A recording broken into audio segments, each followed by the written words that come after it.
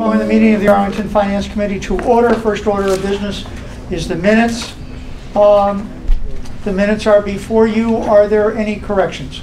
Brian? The parking district budget, the numbers, they're off, and I think also the language. As you know, I reviewed it on my cell phone, so I apologize.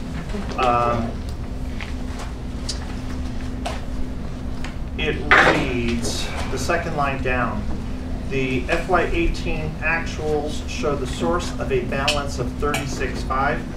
I think it'd be more accurate that if we went along with the fiscal year 18 funds show a remaining balance of 36.5, and I'm using the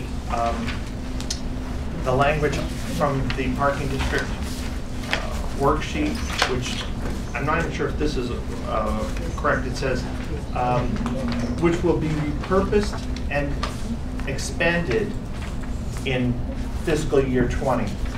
That number doesn't go into the expenditures, so however you want to rephrase it, just to show something along those lines. Brian, I'll show you what I have after if you like. All right. Okay. Make it easy. The fiscal year 20 expenses included in the administration is $36,314.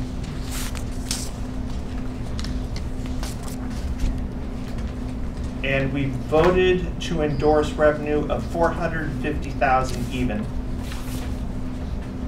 not including just strike out the including 36.5.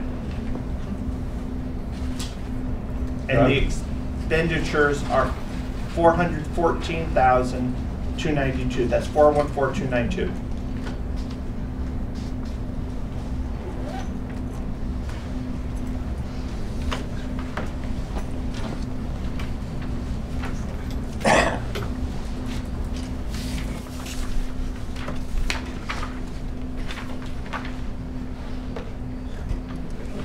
Okay, are there any other corrections? Okay, I have a couple on the front page. Minuteman Tech, in the middle of the paragraph. I believe that should be ribbon cutting October 4th. Yes. So it's October 4th, not August 4th. And right after that, bonding is, instead of partly, I think you should say mostly done.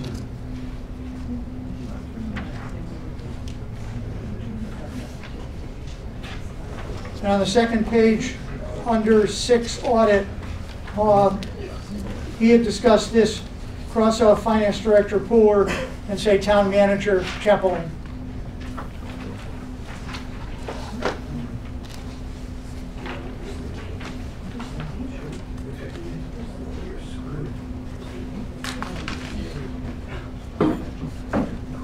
And under 7, ACMi budget and revenues to be available by Wednesday instead of Monday, because you have them. I expected them soon. If they weren't using my old email, would have had them before the meeting. Okay, are there any other corrections on the minutes? All those in favor? Motion. Do I have a motion? So Moved and seconded. All those in favor, please say aye. Aye. Opposed? Minutes are accepted.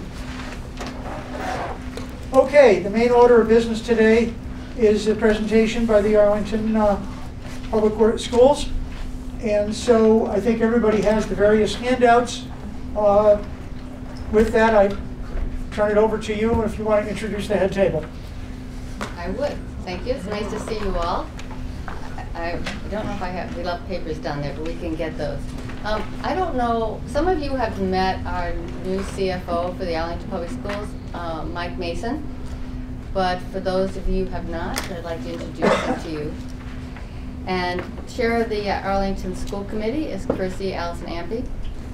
And then Len Carden, who is vice chair and budget subcommittee chair, who's going to be part of this presentation tonight. So before I begin, a minute, Kathy. I appreciate if you'd all sign that visitors list. Okay. Thank you. Pass it down. Oh.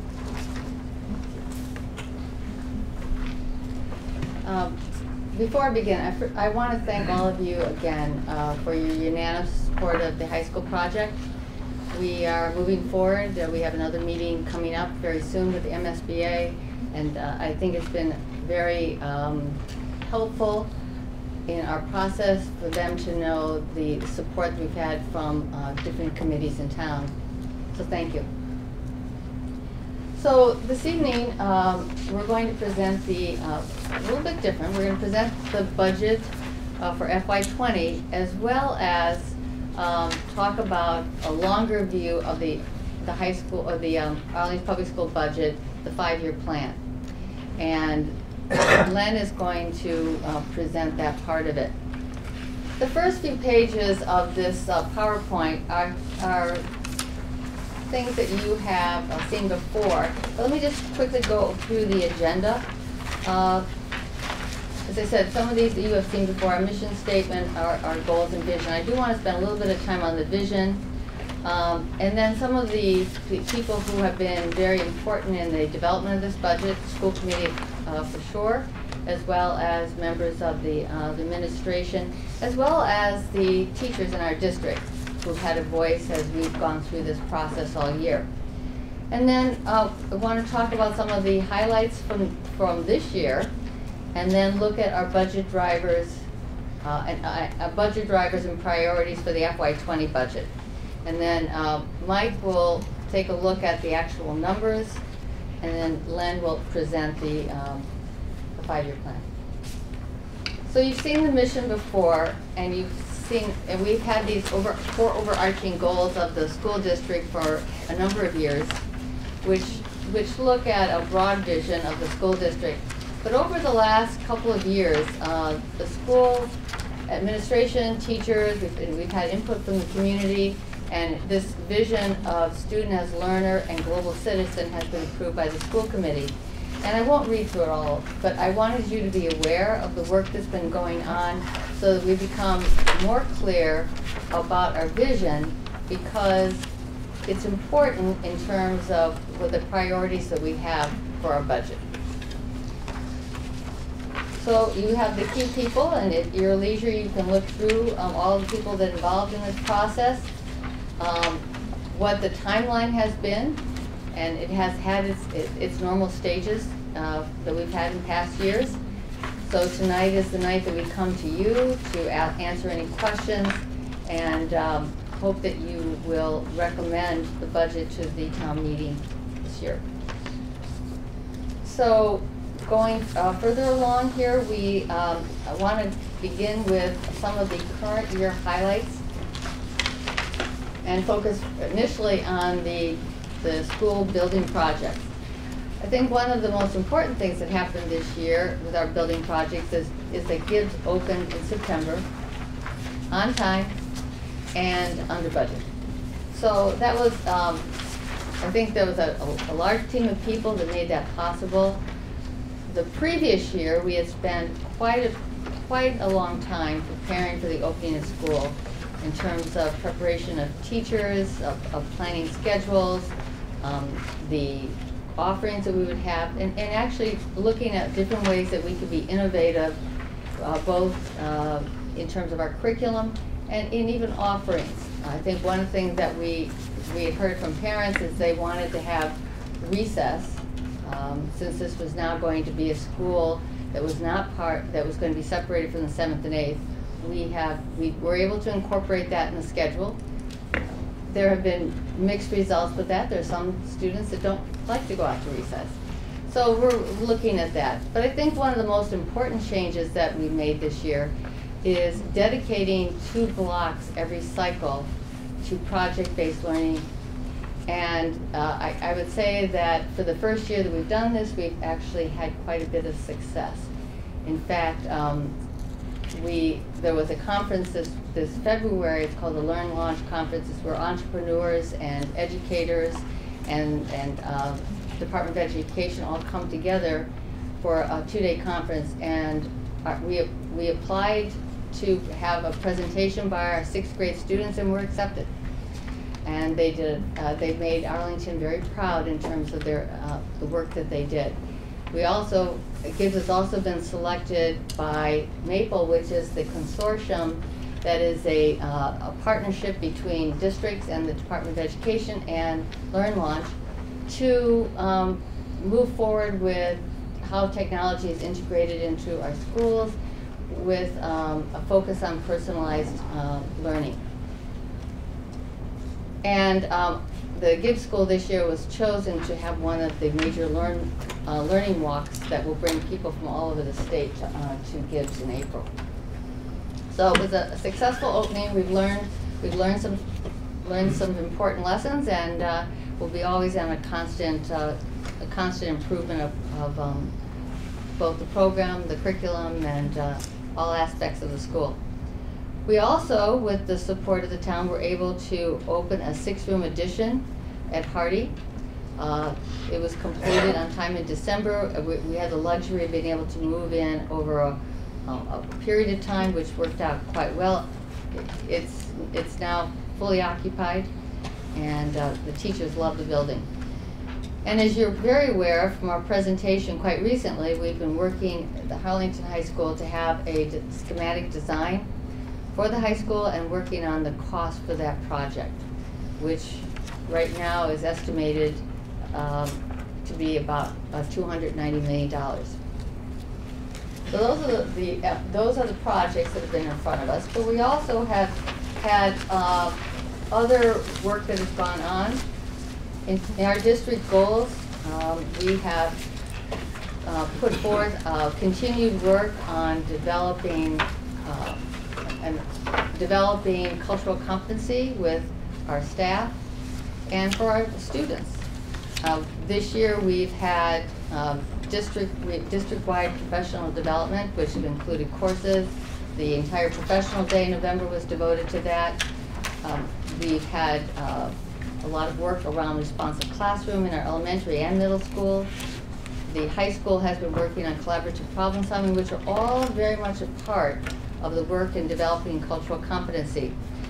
In addition to that, we've had a focus on social emotional learning, which you'll see in many of the things that we're choosing support that in terms of budget priorities.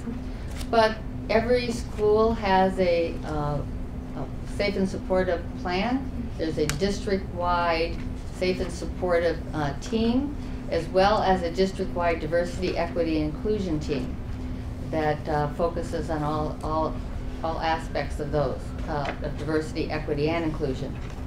So it's been certainly a major focus of the district, and we will continue in that effort. Another effort we've had, and I want to thank publicly the Arlington Education Foundation, we have introduced the Youth Mental Health First Aid Training, which is a day-long training in looking at being able to be aware of signs of trauma, signs of anxiety, and have sort of like the first responder, as you would in an accident, a first responder approach to how we would deal with some of these the mental and emotional situations that our students experience. At this point, we have close to 300 teachers and staff members trained.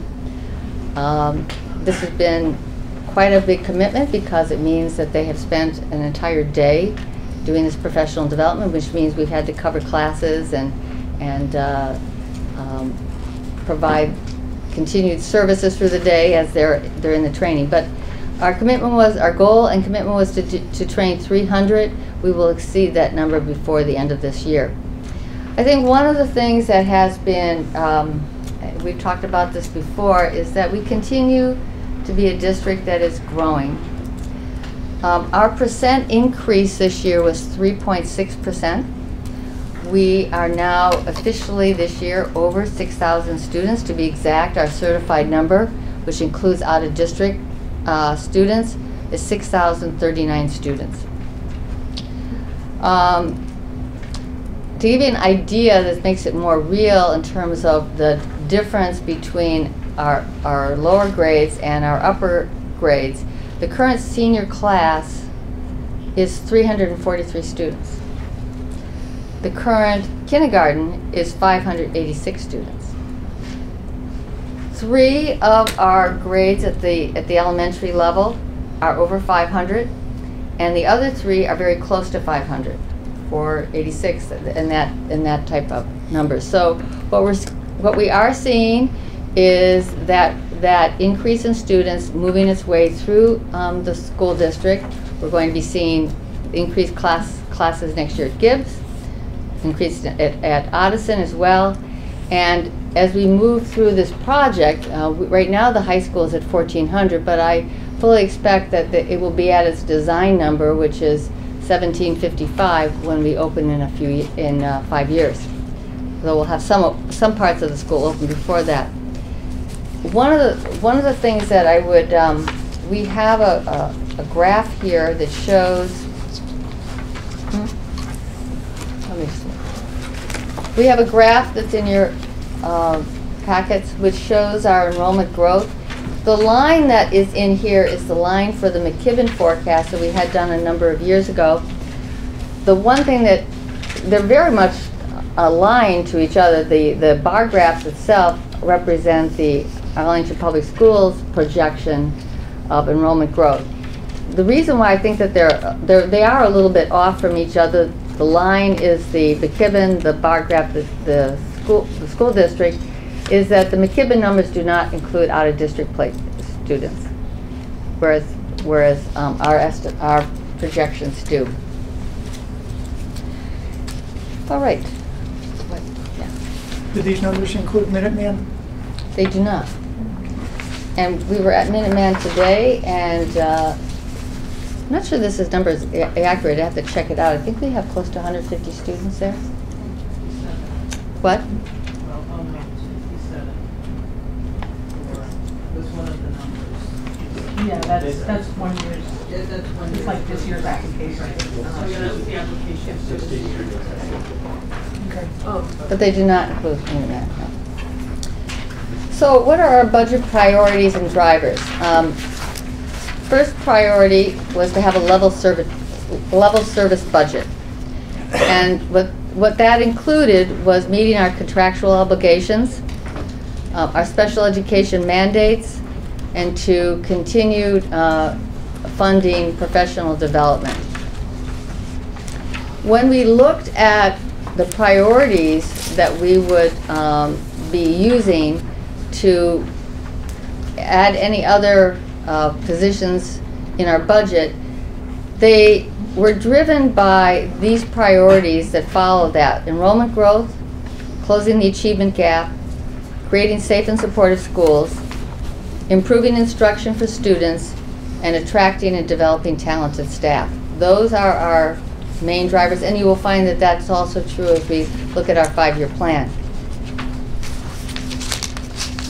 For enrollment growth and closing the achievement gap, there are a number of positions, but let me just preface all of this. Virtually everything that is on this list that you have here, which is listed here in a different way, on this sheet, which are our additions, our proposed additions for next year, are driven by enrollment. Virtually all. It doesn't mean that they don't have other priorities with them, and in fact, the more times that a particular position or a particular item matches other ones, it's a particularly important one. So you can look at these. I won't list them all because you can read them as well. But you can see how the positions that we're proposing fits into these priorities. And the one that is related to enrollment growth, not completely really, is the attract and develop talented staff.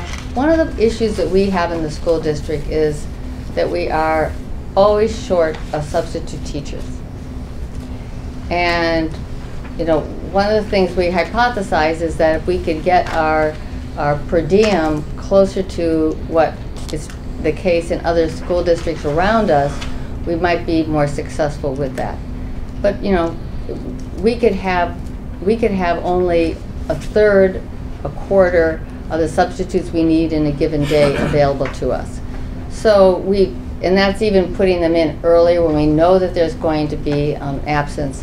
So that is one area that we need to, it's not really enrollment driven as much as it is the need to be able to provide substitute coverage when a teacher is absent or professional development. One other thing I would want to point out here in the prioritized list, and that is, some of you may be aware that the new standards for social studies and history have changed in the last year, and we are looking at having more emphasis on civics in our curriculum K-12. In fact, one of the things that's going to change next year is it's going to be redistributed in many different ways, but the curriculum in the 8th grade is going to be primarily a civics curriculum. So that requires that we're going to have more materials that we need to purchase in order to be in compliance with the new standards.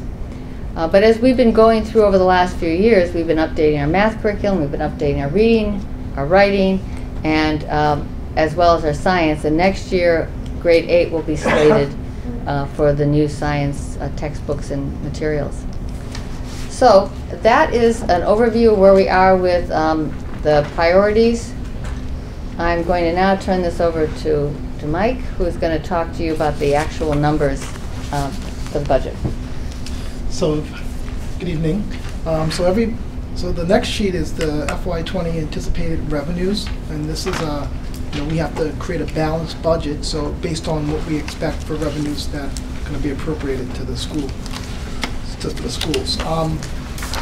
So the top one, the top number, the FY19 is what was budgeted this year, and we were budgeted for $72.3 million, and we're anticipating that in fiscal year 20 that we will receive about $76.6 million, with a total increase of about $4.3 million, which is about 6% increase. Comparing this to the increase that was received last year, in FY19, the schools received a 7.3% increase, which was around $4.9 million. So it's slightly less, but the town appropriation, which some of you may know, is based on the Chapter 70 formula, which is a portion is local funding and the remainder is state aid. It's about $70 million, which is about 90% of which funds the schools. If you turn to the next slide, the net increase that we spoke about on the previous slide, which was about $4.4 million, we are planning on using that to cover our contractual obligations and our pending negotiations with collective bargaining units. So that's about $2.5 million coming from that 4.4. And we have fixed and mandate costs, which are usually, which are out of district tuition, other special education mandated costs, transportation, and that's usually costs related to special education and getting students to their specific programs. That was around $575,000.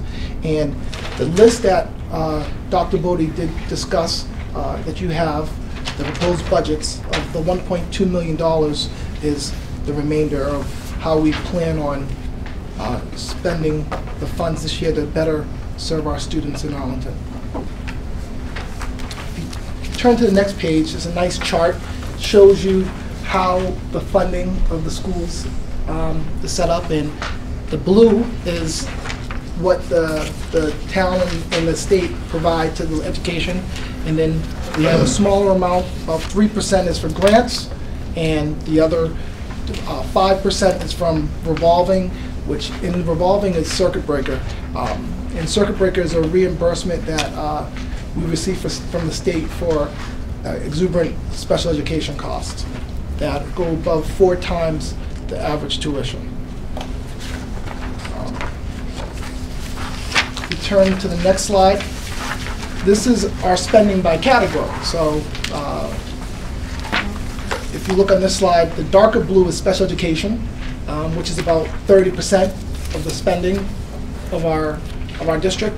It's actually slightly more because in grants, half of the grants figures is also dedicated to special education spending. Obviously, as you see, if elementary and secondary are also big spenders, where that's directly related to the instruction to the students in Arlington, mainly towards wages and curriculum supplies. If you go to the multi-year comparison by spending categories, this compares fiscal 16 expended, 17 expenditures, what was projected. Well, actually, this should be corrected. This is actually now 18 expenditures. Sorry for that error. FY19 budget we can't project at this moment, and what we're requesting for fiscal 20. And as you can see, this year we did do some focusing on the secondary level. In the past, we focused on elementary increases, and so as you see in the proposal, there's a lot going towards the middle and the high school levels. As well as special education is still increasing, which you'll see on the next slide, this is a graph showing, a bar graph with a line graph showing special education by the funding source between the town appropriation, special education grants, and circuit breaker. Circuit breaker pretty much remains constant, and as well as the grants.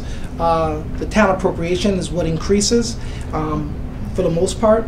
And over the 3 years of actual data that we have, we are at a 7% year average increases. And for this year, we are budgeting a 7% increase over FY19's budget, and that's included with the grants and the circuit breaker spending. But for the 4 years, what we're projecting, we're around 7.25% with the projection of this year and the 3 years of actual data that we have. And I will pass. How do we want to pass the next? Well, the next is we have. Well, yeah. Right. So, Leonard's going to talk about the 3-year, the multi-year plan, the 5-year plan.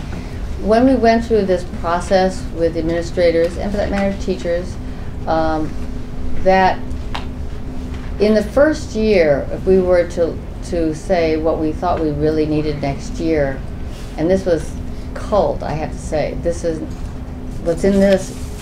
The requests were much higher than this, but this is culled, and in the first year would be over $3 million. But clearly, that's probably not going to be our increase next year. So we did the exercise of saying, all right, we know that these positions, which we know we would have funding based on the formulas that we have all agreed to. These positions we know we need with the enrollment growth we anticipate at these various levels or with selections. But then we said, all right, how would we rank order the other things that would be from this list? And we did it in roughly $500,000 chunks. I think the one that you might want to understand a little bit better is the first item in the Group 1 additions. One of the things that we've come to sort of a point of we need to do something in terms of our specials in the elementary. As our enrollment had been increasing, what is also becoming very, very challenging is to be able to schedule specials. What I mean by specials, your art, your music, PE in the elementary schools with all the different shared people that we have. So the idea is to create dedicated specialists in each of the schools. They may not be a 1.0 at a particular school. It depends on what the need is there in terms of FTEs. But the idea is to try to take that away because it would give a lot more flexibility in terms of scheduling. There's more that can be said about that. But I think one of the most important part of this addition has to do with how we deliver support for students. Right now, because scheduling is so challenging, it's very difficult to have, for example, all third grade math meeting at the same time. Now, what would be the advantage of all third grade math classes meeting at the same time? It would be that we could then do some flexible groupings, that we could have a special education teacher who could help students from all the different classes in a small group, rather than having to attend 4 different or 3 different math classes. It would create a lot more efficiency in terms of being able also to offer enrichment for the students that might be excelling. So the advantage educationally are probably the most important advantage of this particular item. And so we're hoping that we will be able to fund it next year. So I think the other ones speak for themselves. Most of it has to do with closing the achievement gap. You know, we still have students that are not at the proficient level. We constantly are challenging ourselves, having as a goal, a mission to help every student be able to reach proficiency in math, writing, ELA, and science. So these will be supported, and I can answer any questions about these at later in our discussion if you would like. But now, hi. Great, thanks. Sure, go ahead. Yeah, Jamie. One clarification as we move over to this next slide that's going to say planning for the future, just so everybody understands what we're working on tonight. So, sort of different than our normal school committee budget meetings is we have 2 things in front of us. So the portion of the presentation that school administration, school committee just went through is their normal and ordinary budgetary request. It's about $70.4 million. It's the first half of this presentation. Your entire budget book reconciles to $70.4 million, and it's the number sitting in the 5-year plan. So at some point, probably after they leave, we have to take some sort of vote action on whether we're going to support that or not support that. In addition to that, the school committee has endeavored, correctly so I think, to create a long-term funding forecast of saying, like, these are the needs of the school department, this is where we foresee needs, both currently and over the next 5 years, and that is what we're transitioning to now. So it's a separate and distinct portion. None of this, which we're about to talk about, is in the existing budget. And so it's a secondary or separate matter. And so it's good because it's different, right? Because we're sort of like in this like middle ground, talking about 2 different things. But it's also important because I think we've talked about as a committee before, one of the comments and feedbacks we've often given to the school administration is it would be nice to know what your planning is for the long term. And so now here they are with their planning for the long term, and they're about to roll through it. So, point of clarification, the bottom line number that is the increase in the school budget in the town appropriation is the number the town has said they're willing to give to the schools? Like, what we've just looked at is all Yes. The $70.4 million in the school, in the current request, is the mechanical formula that has been agreed upon by the Finance Committee, the Select Board, and the School Committee for several years now. Got it. So everybody's on board, so it's not like a town number that they came up with. No, I just wanted to be sure that that number was, everybody thought it was baseline, what we would do in absence of any further request or this 5-year planning process or whatever. Got it. Yeah. Thank you. Charlie? Yes, before we jump into the new plan, I'm just wondering if you could describe what's in the other category? And does it change from year to year, or is it the same thing? The other category remains consistent, usually year to year. In terms of what's in that, that's transportation and maintenance. So that would be facilities and any kind of light construction that would go through our budget that we could hold. Thank you. Okay. All right. Ben? Well, Ricky, sure. One more question about the current budget. Could you remind us once more, remind me once more how you budget for enrollment growth. How is the factor determined? Great question. We look at an index of some sort. So when you open a new classroom in an elementary school, yes, you have a teacher, but you also have 0.2 of a music teacher, an art teacher, phys ed, library not so much, but we need at least to have then another 0.6 in order to open a classroom, because when children go to music, they go as a class. But there is also potentially additional interventionist support too, special education support. So that is not as formalistic as the other part of it. We do that more by the positions we know we need to have in a particular area. So the caseloads have increased somewhat, and we also, to address that, have been looking at additional staff there. At the high school, it's a little bit more complex. For example, if a student selects, all students have to have the 7 periods in the day, and they potentially could have 7 classes.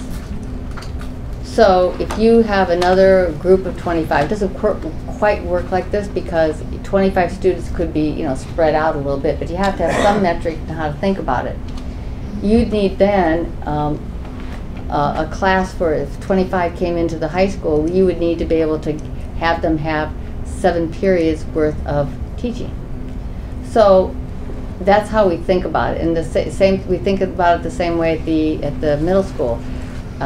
You have a cluster, but then every time a class goes out to PE or to music or technology, band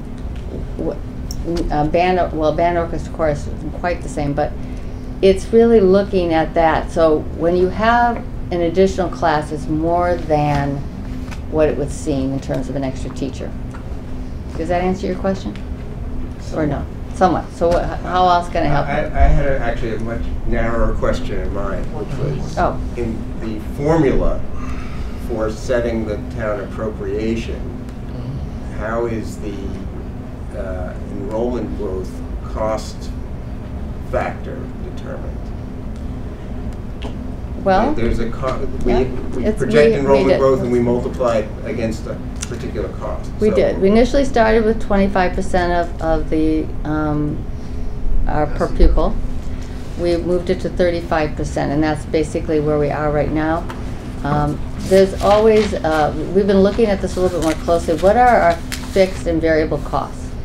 So fixed costs. So for example, if you grow, if the enrollment of an elementary goes from 400 to 500, we're not going to get another principal. So there's a lot of heat's not going to change. So there's fixed costs that are not going to be as affected as much.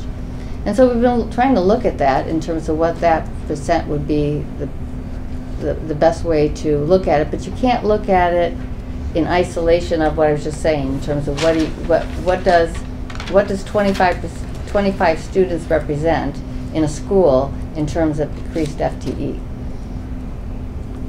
Thank you. Okay, why don't we, at this point, why don't we continue with the questions on the base budget before we go into the others? So, Carolyn? For the special ed, I'm looking at the pie chart. Do you know what the percentages within that are for the elementary versus middle versus high school? Not at this very moment. Okay. But I can get that information. Which may or may not be interesting. I mean, the reality is that some of that changes year to year based on how many kids we have going out of the system, right? It does. Mm-hmm. So you throw that number in and then it throws everything off. Correct. So never mind. Well, thank you. Don't worry about it. Yes. Okay, Annie? So I have a couple of things. One is that on the multi-year comparison by spending category, you have a category called grants. I assume that you don't mean that your grants are spending, grants are revenue. What you mean is grant expenditures or expenditures against grants in some way? Correct. Okay. And by looking at the detail here, it looks to me like most of those grants are actually directed at special education. Correct. It would seem to me like when you're categorizing this, you might want to further explain where those grants are directed, so that we kind of understand. Grants is kind of a, sort of like other. Yeah. Just in future. And then the other question that I have is really about sort of the through line from goals. So you have 4 stated goals, and then you have these 5 paragraphs where you discuss certain topics. And then when we look at the proposed increases, we have a chart which I really love, which is little check boxes about which of the 5 topic areas that are in the narrative a particular new expenditure is supporting, but no relationship back to the goals, and no relationship between the 5 topic areas and the goals. So it gets to be hard to see how your budget requests support your stated goals. So would you like to have more narrative about a particular, no? No, I would like there to be a direct relationship between the stated goal, like goal number 1, and a new expenditure. And if that's not appropriate because of the broad nature of those 4 goals, then I'd like to understand how the 5 narrative areas relate to those goals so that I can trace a through line back. You're not going to change your whole presentation now between now and town meeting. I'm talking about next year, or as we progress into this 5-year plan. We need a more direct relationship between the goals and the priorities and the proposed new spending. Sort of using the same words so we can see. If you say it's a big priority to do project-based learning, what are the dollars applied to that? Does that make sense? And I mean that as a friendly suggestion, not a criticism. Okay, Charlie? Yes, thank you, Mr. Chairman. First of all, I'd like to strongly endorse Annie's comment about the grants. It's long been a problem that I have, that we don't recognize that a grant is a grant. It's not, there's an expense, and there's a grant. And the grant is revenue, and it results in an expense, but the expense is not a grant. There's a difference between income and outcome. So I just want to give a little feedback. Coming here, understanding what those categories are. They're cost transfer categories. So it also serves as a function that the school committee holds the administration to, that we have to go to for approval if we're going to transfer between these cost categories. And that's why the budget's presented as such. But point is taken that The grant is spent for something, you know, and it doesn't tell us what it is.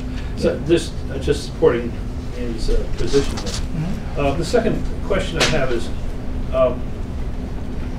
do you expect a drop in the special education costs with the closing of is it Leslie Ellis School? Is that the? No, Jermaine Lawrence School. Loose Villages. Yeah. Do you expect a drop in special education costs?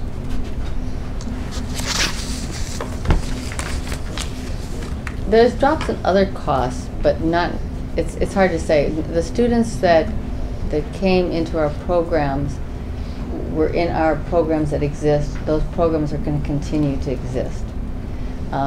In some programs in the high school, for example, there was a tremendous amount of in and out through that. Now, we did have one program that was off-site, the Millbrook program, which was principally the students that were in it, wasn't solely by any means, our students from those group homes, not just the youth villages.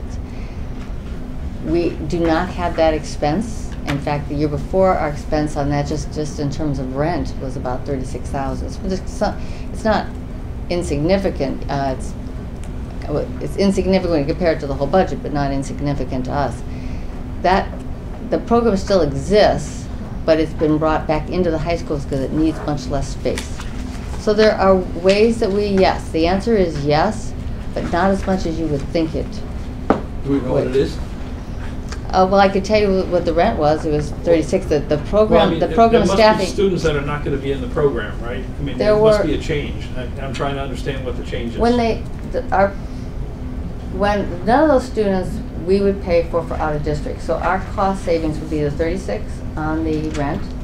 We reduced 2 positions from the Millbrook program, and that was pretty much what our savings were. Otherwise, they were sort of absorbed into the programs that we had. Those programs still need to exist for Arlington students. So I would say that we're probably talking about was 2 positions, and over 100,000, 120,000 perhaps. Okay, thank you. Okay. Plus the rent. Well, I included the rent in that. That was one of our costs. Now, there are other costs that we had with some of those students, which also are in the transportation, because on the McKinney-Vento, the new regulations about best fit for placement, some students are transported from Arlington to their home school. And some students were in that program, we no longer have to transport.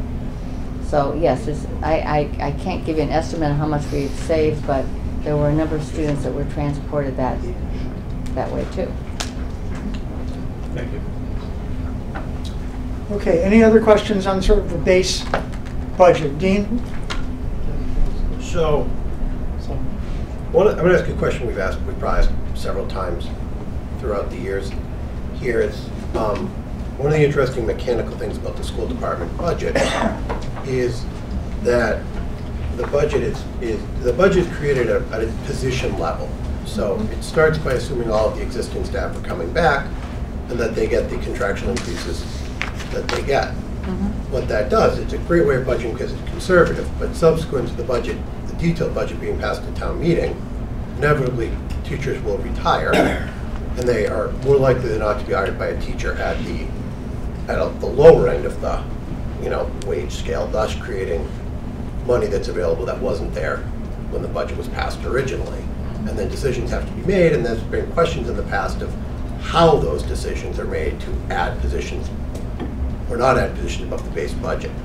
So going through this budget cycle, what is the school committee or the school administration's approach to that? Well, we call that turnover savings, because you're right, sometimes we were able to hire less. And some years it can range up to $70,000. Last year it was very little. And in part, it was just the market at the time and the positions that we needed to fill. Some positions are, if you're having certain special education positions or math or science, they're not necessarily going to be the great savings there. The other thing is that we should probably get a scattergram for you so you can see this, we have a distribution of teachers in our district. We are now in the position where we do have a fairly, I would say even, but we don't have a lot of people right now who are at the retirement level. In fact, I only can think of a couple people who might be retiring.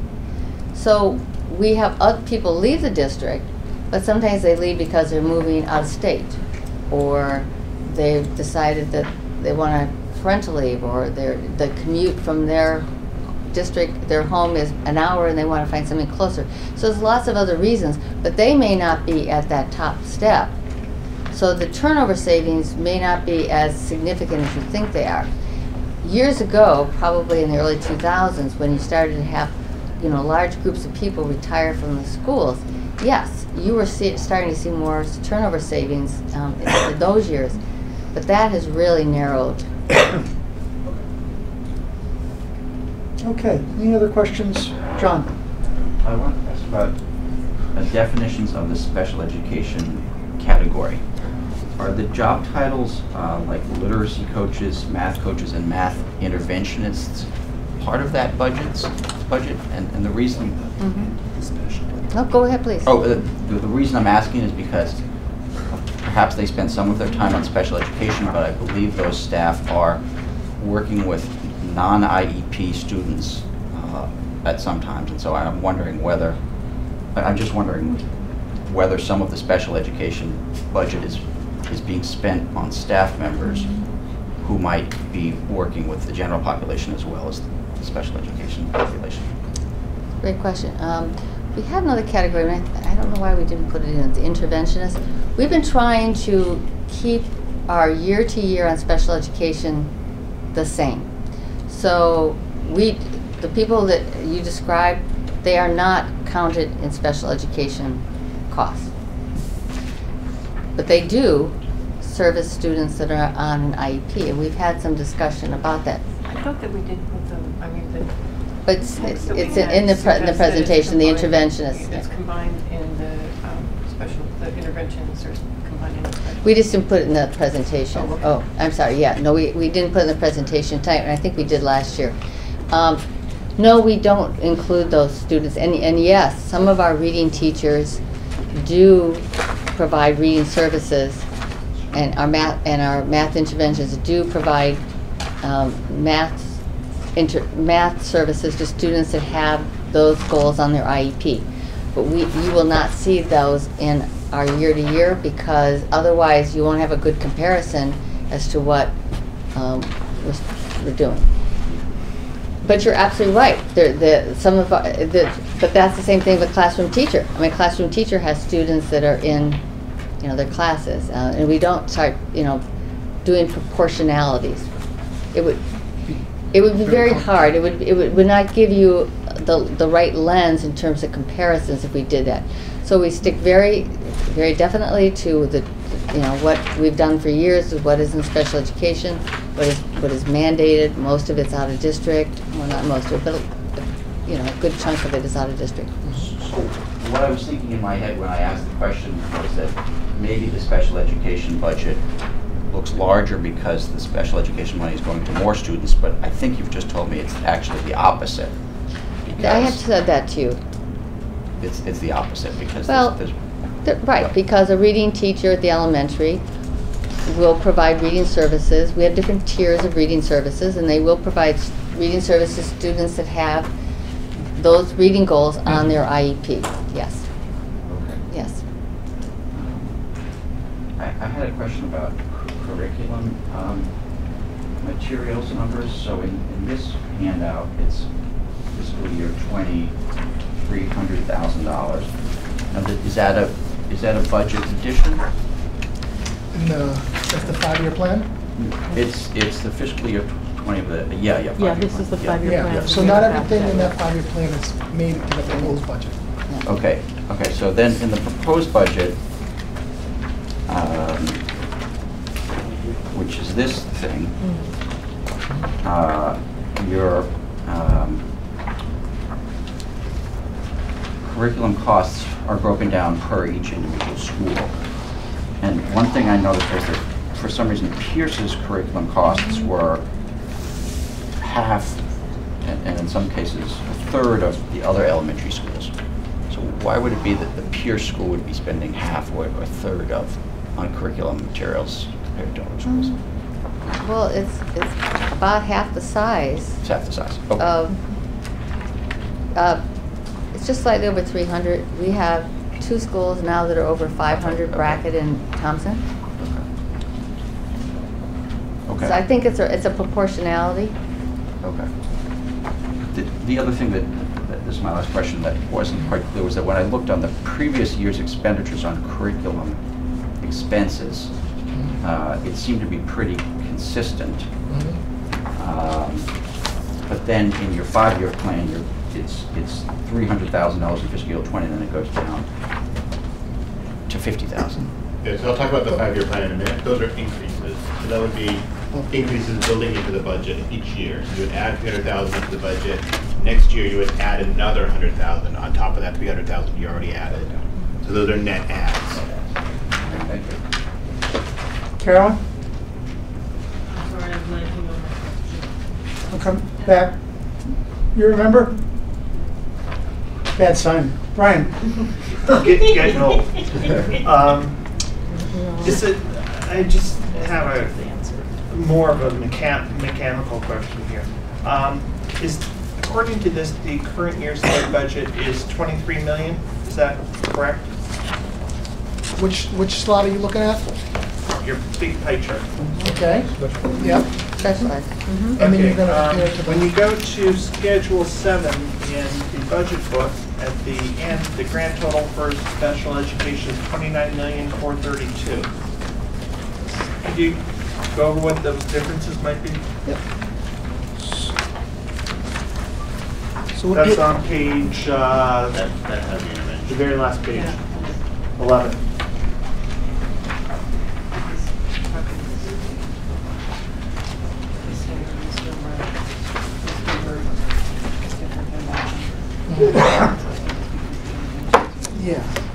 yeah, I believe, and without, I have to double check the mechanics, because there's a lot of moving parts, is due to the interventionists. That's probably in that figure versus what's the actual special education cost categories, which you would find on Schedule 4. That would be in one of these other categories on the pie chart? Correct. Okay. Are you finished, Brian? Yeah. Okay. The OT, speech, and PT, they're all under special, within special ed and are Yes. considered special ed? Yeah. Okay. So any other question on the main budget? By the way, just to clarify on this sheet, the top part here, the $1.2 million, that's in the base budget. Correct. Okay.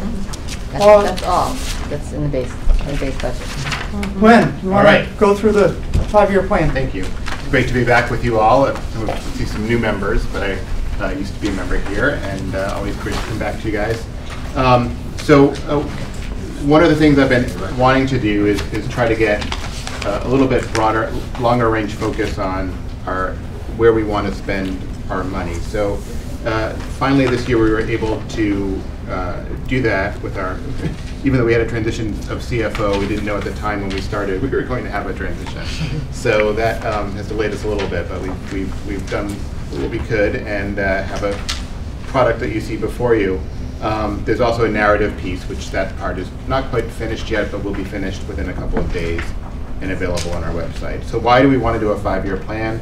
It gives us a better view into the plans and needs of the district, and most of our initiatives need to be implemented over multiple years. So it avoids dramatic shifts from year to year, other than those driven by newly identified needs.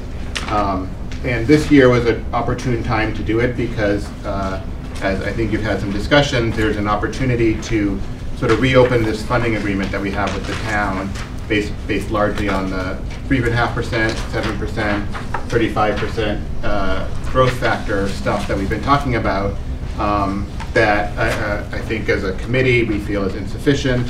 As a district we feel is insufficient. There's lots of other numbers that sort of back that up. If you look at our school spending, new numbers were just released again today, and we're continuing to fall behind the state average. So we wanted to also look, well, if we're going to upset the funding formula, if we're going to look at it, what are our needs? What do we see as our needs that are being unmet? So we wanted to create a plan that was driven by needs and not tied to a certain formula. So the numbers that I mentioned here are above the baseline. So when we say our baseline budget, that's level services. That's the existing people we have in our district. Our existing contract expenses, they go up every year by the contract, and our fixed expenses out of district placements go up every year. Electricity goes up every year, things like that. So the 3.5% and the 7% covers most of that. Everything else would be additions. So in the past, we funded these additions through a growth formula. The growth formula funding is not included in these asks. This is all, anything above the baseline is included in what I'm going to talk about. I know there was some confusion about the numbers that were presented before with some double counting, and so I just want to be clear. Everything I'm talking about is above the 3.5%, 7% figure. So we have these 5 areas of focus that are also in the yearly budget. And the largest amount is to continue to address the enrollment growth. So over our 5-year plan, there's $4.5 million of additional expense related to enrollment growth. We're expecting another 10% of students over the 5 years. And so these are the things that we're trying to do: keep our elementary and middle school class sizes below 25 students. At the high school, we want to keep the core classes below 27. and science classes below 25. We've got quite a few classes above those numbers today, and that's why you're seeing those 6 FTE going to the high school in our budget for 2020, because we haven't been able to focus on the high school in the past. We need to ensure sufficient electives at the high school, which has also been a bit of a problem. Keep the caseload of school counselors in the middle school below 300. That's a contractual requirement, also a best practice. And keep the caseloads of all the other specialists stable. And as our elementary schools have grown, it's just simply, these buildings are simply too large for one principal to handle. We've added half-time principals at 2 of our elementary schools and seen a lot of good results from that. And we need to expand that to our other elementary schools. The next bucket is improved instruction for students. Over the 5 years, it's 1.1 million. The items that are starred are also related to enrollment growth. As we said, a lot of our needs fall in multiple buckets, and so I starred the items that were clearly double buckets. So we want to start again to fund library book budget at all levels to make sure we have current materials in all of our schools and culturally relevant materials. We have some long-standing curriculum needs and also new mandates from the state to improve and modernize our curriculum, and also as enrollment grows, we need to add more books at different levels. We want to add a digital learning specialist or librarian at each elementary school. We have a lot of devices in our schools now, but we need to increase the integration of digital learning tools for our students. And finally, we want to expand the computer science program at the middle school so that everybody will be taking computer science or have the opportunity to take computer science. Closing the achievement gap, Dr. Bodie talked about that a little bit. We've put most of the special education stuff under this bucket. It's 2.5 million over the 5 years. We need to expand and improve the special education programming. A lot of that is enrollment related, but some of it is program improvement. We want to expand you saw the coaches and the interventionalists in the budget. We want to expand the coaching model at the elementary school so that the classroom teachers are supported and can do differentiated learning. We already talked about the initiative to restructure elementary school specialist staffing to allow for common grade level meetings and common learning time. We want to implement a math intervention model at the elementary schools. So a few years ago, we implemented a reading intervention model where students that were not meeting grade level at reading were pulled out and matched with a specialist, and we need to do the same in math. And our goal overall with closing the achievement gap is we actually now get a goal from the state every year, a yearly goal for those high need students where their scores should be on the MCAS. So there's a small improvement goal every year that we're supposed to meet for those students, and hopefully all of these initiatives will feed in and allow us to meet those goals. Next bucket is create safe and supportive schools, 0.4 million. That's some additional social and emotional learning stuff, increasing the social workers, have a lead counselor at the high school to do some programming, and restore part-time administrative assistants at the elementary schools. We used to have them. They were cut in one of the prior budget crises that we had with school security issues, and as well as, again, the principals being overburdened, and the one full-time administrative assistant being overburdened by 500 students in a building now. That's a need that was identified. Finally, attract and develop talented staff. There's 2 things here, which is, one is increasing the professional development budget.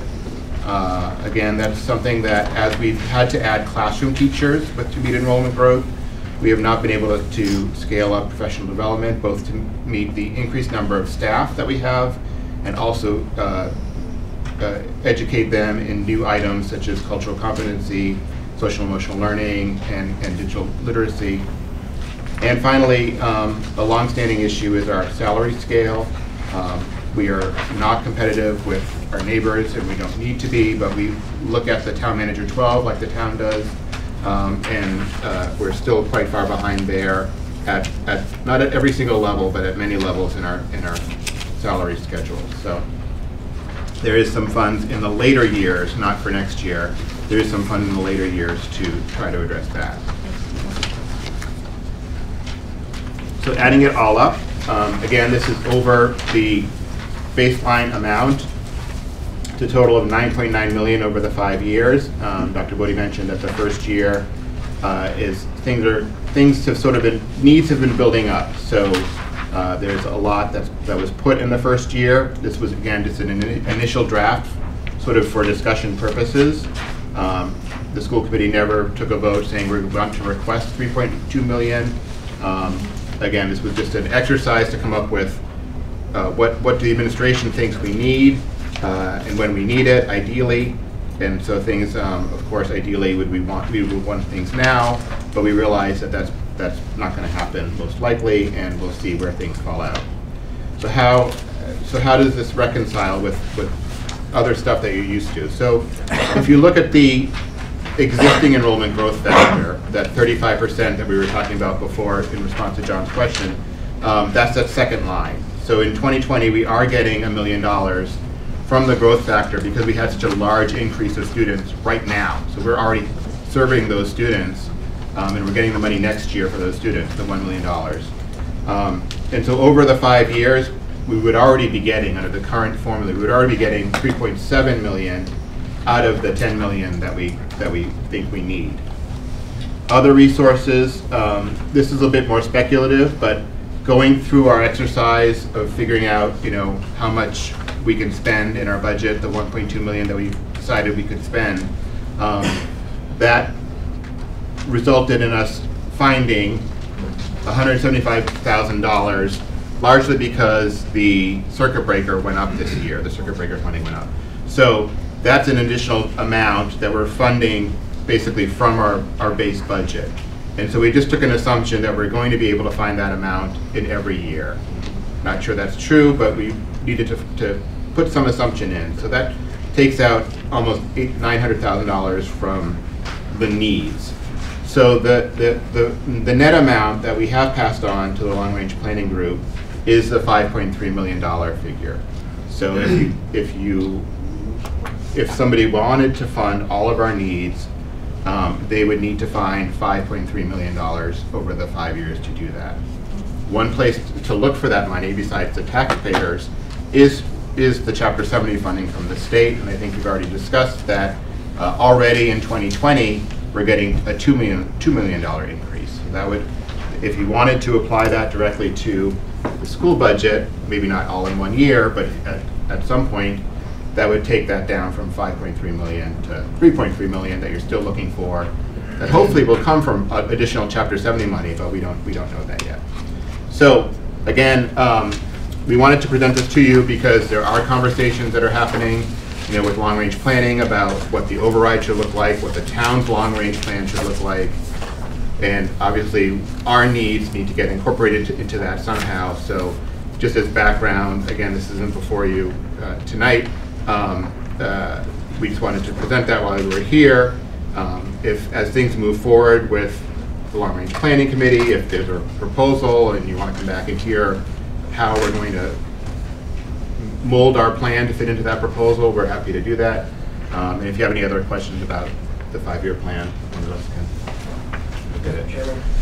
Okay, Annie, and then Jean. So can I just make a quick thing? Let him go first.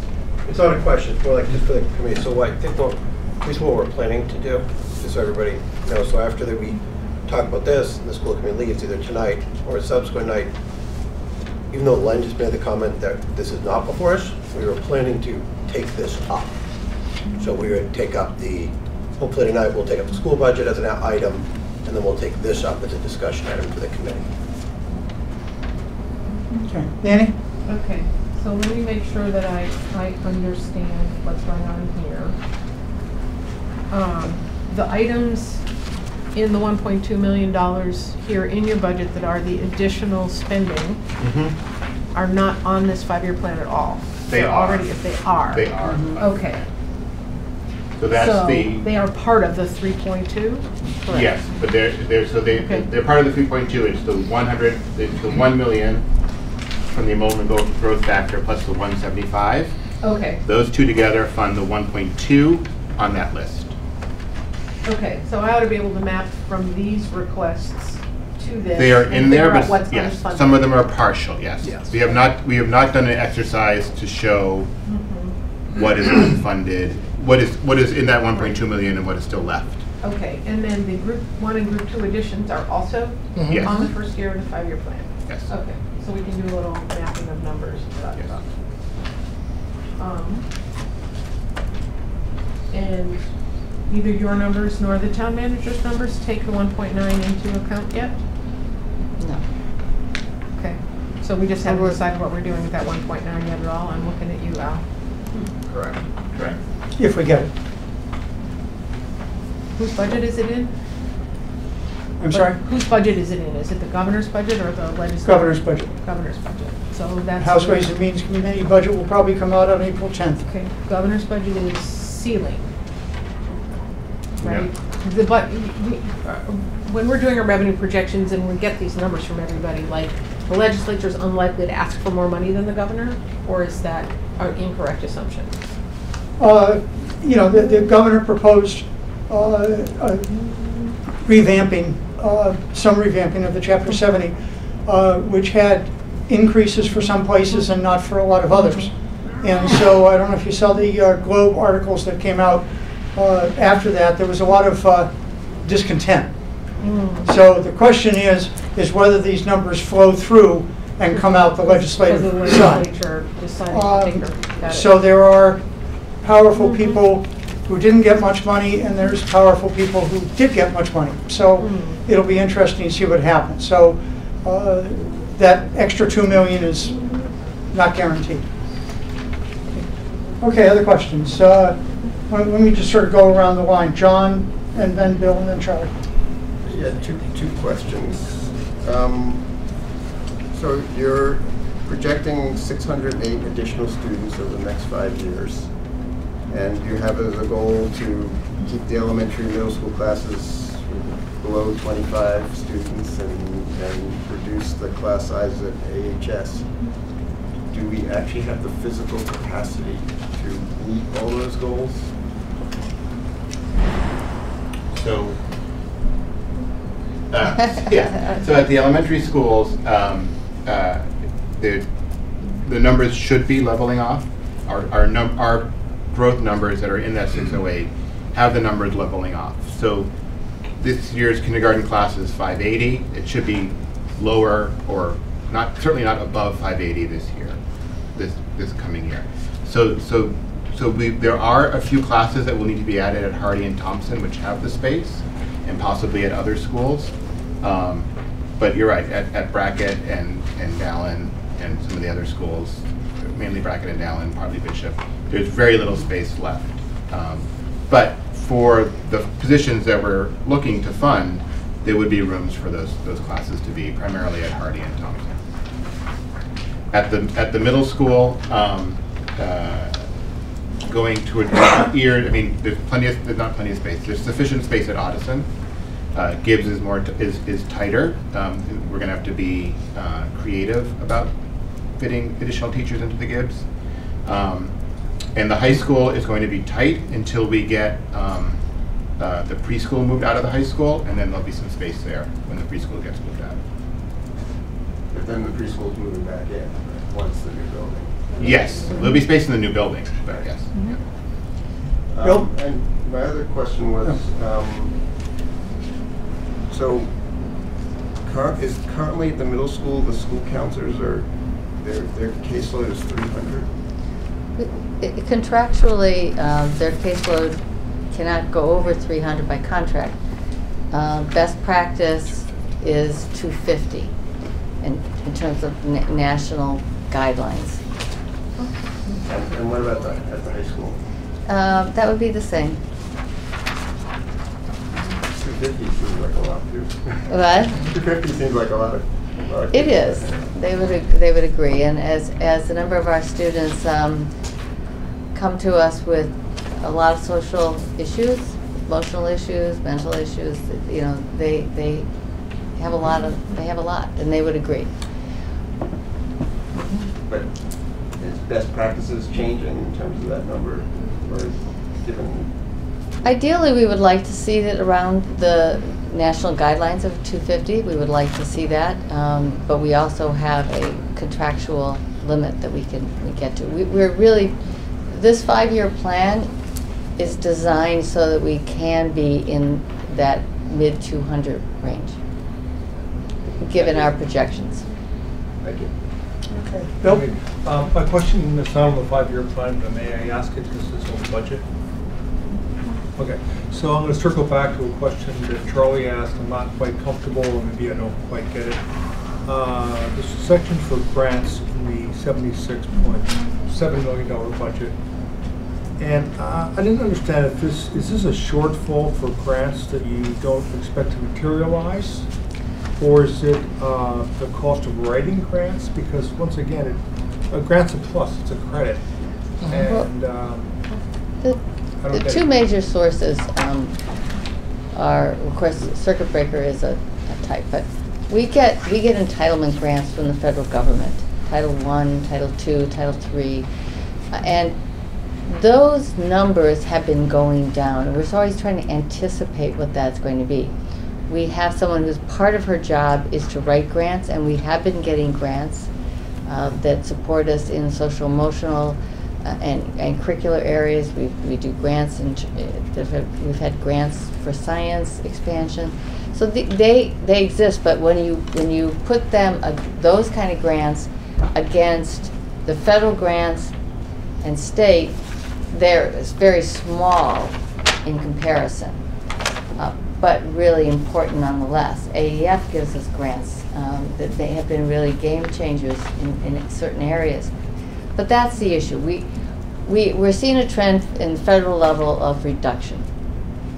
okay, so in a way, then it is an expected shortfall, which would be an expense because you're not getting what you maybe anticipated getting. We just then don't fund what we would have funded before. There's a one-to-one correspondence between grant funded. Sometimes we think of something that's so important that we might try to incorporate it in the operating budget, but more times than not, in fact most of the time, if grant funding goes away, then that particular service or position goes away. Okay, so it's basically a projection, like everything is a proposal or projection of a number that may or may not happen, so you want to anticipate that, and therefore it becomes an expense on the pie that describes the total budget. I mean, I'm still caught up. I'm sorry that a grant to me is a positive number, it's not a negative number. So I'm trying to understand how you got the number, and if it's because the grants that you're expecting or the federal grants don't come through, then that's a legitimate expense. But I'm not sure that's what you're saying. Well, with some of the, go ahead. The grant number, if you're correct, the grant number is actually a revenue, as Charlie said earlier. What they're showing you is it's the amount that they spend because of a grant. Is that correct? Could you call this grant-funded programs? Yes, that would Yes, be more clear. that would probably be clear. We can do that. Yeah. Is that more clear? There's grants and there's grant-funded programs with initial factors. Yeah, I think so. Okay. I don't want to beat a dead horse. I think it's just a wording That's issue. that's a good point. You can change that, make it clearer. That's fine, thank you.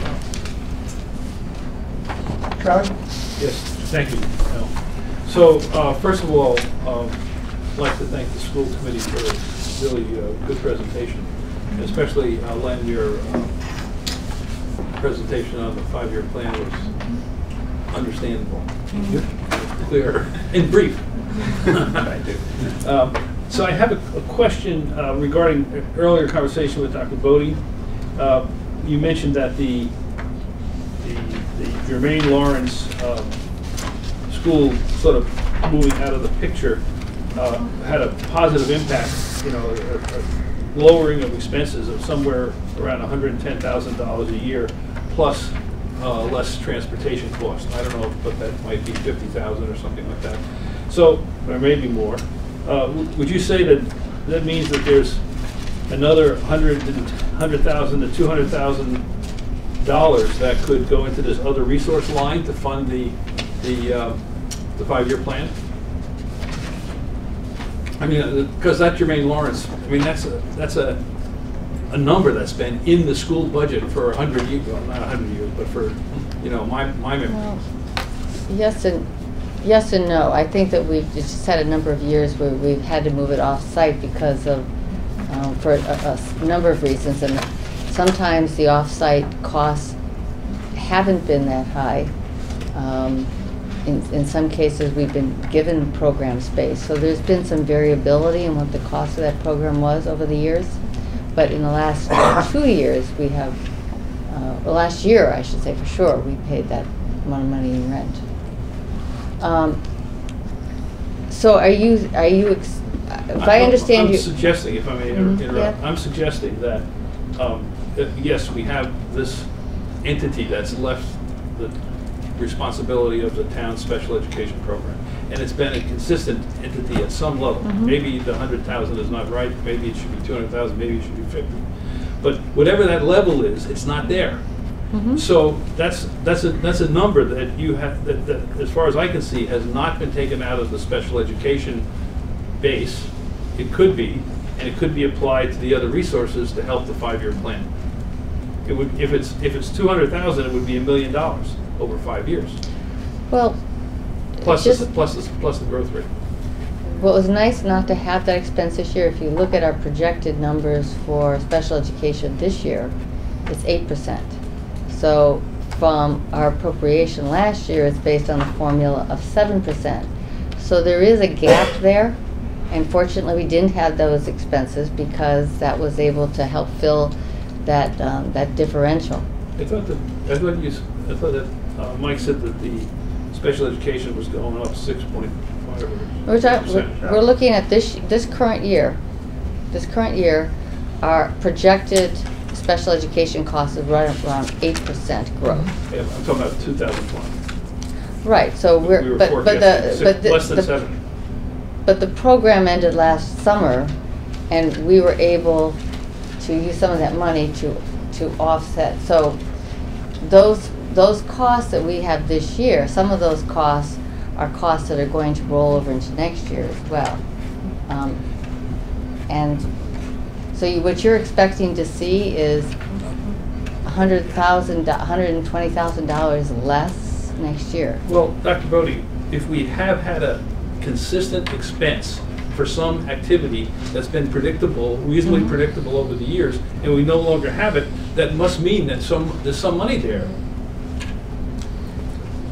No, actually it doesn't, because this year our expenses grew, that we had to meet our costs in special education, and then whatever savings we had there helped fund that this year. Not completely by any means, but it did help. So those positions or costs that we had this year do have a rollover, not completely, but they do have a rollover. And so one of the things about budgets is that they are blueprints. And in a school system with 6,000 students and employees that we have, and the number of things that change during the year, things change and by different line items. And that's why we have in the school committee has buckets, because they recognize the fact that within some of these buckets, special ed or secondary, there's going to be a lot of change during the year, just because you can't now predict everything that's going to happen next year. So those savings, we don't call them an expense for next year. Those positions that we did not rehire for or did not have, they are not in next year's budget. So the savings is represented in next year's budget. We don't have them anymore. Thank you. Okay, Annie? So let me see if I understand what you're saying. What you're saying is that you had some things that you had budgeted for in the FY19 budget, that didn't happen, and some other things you had not budgeted for that did happen. That's correct. And those things that did happen, especially in the special education area, you are projecting as ongoing in FY20. And that's why we're not seeing that 110%. So I get that, but that leads me to make a suggestion about the 5-year plan that you might want to consider, which is that it's really clear in this 5-year plan what it is that you feel you need to do in the future. What isn't at all clear is that you've gone through everything you're spending money on now and said, is any of this stuff no longer relevant? And shown us what you're not going to be doing and how that affects your budget. Actually, we did go through the exercise. But we don't see it. You don't see it. Right. That's correct. So that's what I'm saying. I'm not seeing it in the numbers, and I would love to see it. Because again, it's all about activities related to those goals. And so if you have said, we're not going to do these activities anymore because they're outdated, they're irrelevant, they're not related to our goals anymore, it'd be great to see that. We often see that in departmental budgets on the town side. We just, in our natural budget process and talking to those department heads, they're like, we're not filling this position because we've redefined it to this, because we have this new activity we have to do and not this old activity. So some understanding of that would be great to have. And again, I'm sure you have done it, I'm sure that it happens, but a concise explanation of it would probably help this committee to understand your direction and how your direction relates from specific numbers back up to those broad goals. Well, we did go through the exercise, but I would say that there's not much on the short list of what we would eliminate. Because what we are looking at is personnel mostly. That is mostly our budget. So are we going to reduce the number of coaches that we have, interventionists, teaching assistants? Where are we going to are we going to increase class size to have greater? So when you have a budget that is so determined by personnel, what are you going to? What kind of programming would you not have anymore, is what you're asking. And we went through the exercise. Right, but what she's saying, like those 2 positions that we eliminated, Yeah. we should have shown those as an adjustment. Yeah, that's what I I'm see. saying. Yeah, I understand the point. I mean, so The answer is it's probably going to be a short list, but there should be a list. it's fine. I guess that part of what I struggle with all of this is that, you know, there's sort of 2 ways to look at the world, in narrative and in data. And here we mostly want to look at the data. So narrative doesn't help us as much as a picture of a chart or a spreadsheet where you can point to the spreadsheet and say, these are the things that meet this goal, or these are the things that we're not going to do anymore because they don't meet any of our goals. And just be able to point to lines on a spreadsheet. That's kind of what we do. Am I overstepping out? Okay, are you finished, Andy? I'm done. Okay, Alan? Just backing up a step and for the clarification of our millions of viewers and me, what's the connection between, what is the financial connection between the presence of the Jermaine Lawrence School and the Arlington Public Schools? Does their presence cost taxpayers money, or how does that happen? It did. The program, it doesn't exist anymore. Right. I'm trying to figure out where would the savings be? Well, the savings were in personnel. And as I said, there were 2 staff positions that we did not fund this year. It turns out we had the people who were in those positions actually were reassigned openings that we did have. So the people did not, but the positions they filled were in the budget. And there were teachers at Jermaine Lawrence or Jermaine Lawrence students in our schools? In our schools. In our schools. The residential part of Jermaine Lawrence over the last few years has been quite minimal, but the students were either sent out of district, in which case there were transportation costs, not necessarily picked up at the Arlington Public Schools, I might add. And then a fair number of students would be, we think we had something like, over the course of the year, last year, 40-some students that came to the high school. And some of the students might have been there for anywhere from a day to 6 months. I think we've had very few that have been there much longer than that. So there's a churn. So at any given moment in time at the high school, there may have been anywhere from 4 to 10 students, but it was in a constant state. So you create a program, and the stability of the program is the personnel you have in that program. And it wasn't just that program was not just simply students from our group homes, and it wasn't just youth villages. Did the program need to be staffed the way that it had been when we had more students? The answer was no. Did the program go out of existence? No, but we reduced the staff. It turned out that in the reduction of the staff, we had openings somewhere else that they were able to be moved to. I think the public perception was that Jermaine Lawrence was a school educating students, but what it really is, it was a residential facility, and the children in Jermaine Lawrence, we were responsible for educating. So, fair to say. It's where many of them, but not all. The ones that were in the group home, yes. There were students that were in the residential, but that number shrank over the years. And then there were also students that were at the school that were placed in out-of-district placements, and they had transportation from Jermaine Lawrence Youth Villages to their out-of-district placement. I just want to make people or to their home district. People understood that we were responsible for educating. We were responsible for educating a large, and that was just the high school. In the middle school, we didn't have a separate program. They were integrated into classrooms. They would receive support services just like any other Arlington student.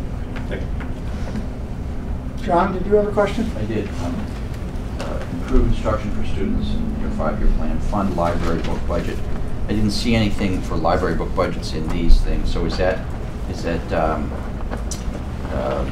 something new that you weren't paying for library books, or is it in addition to something else that's called something different in the budget?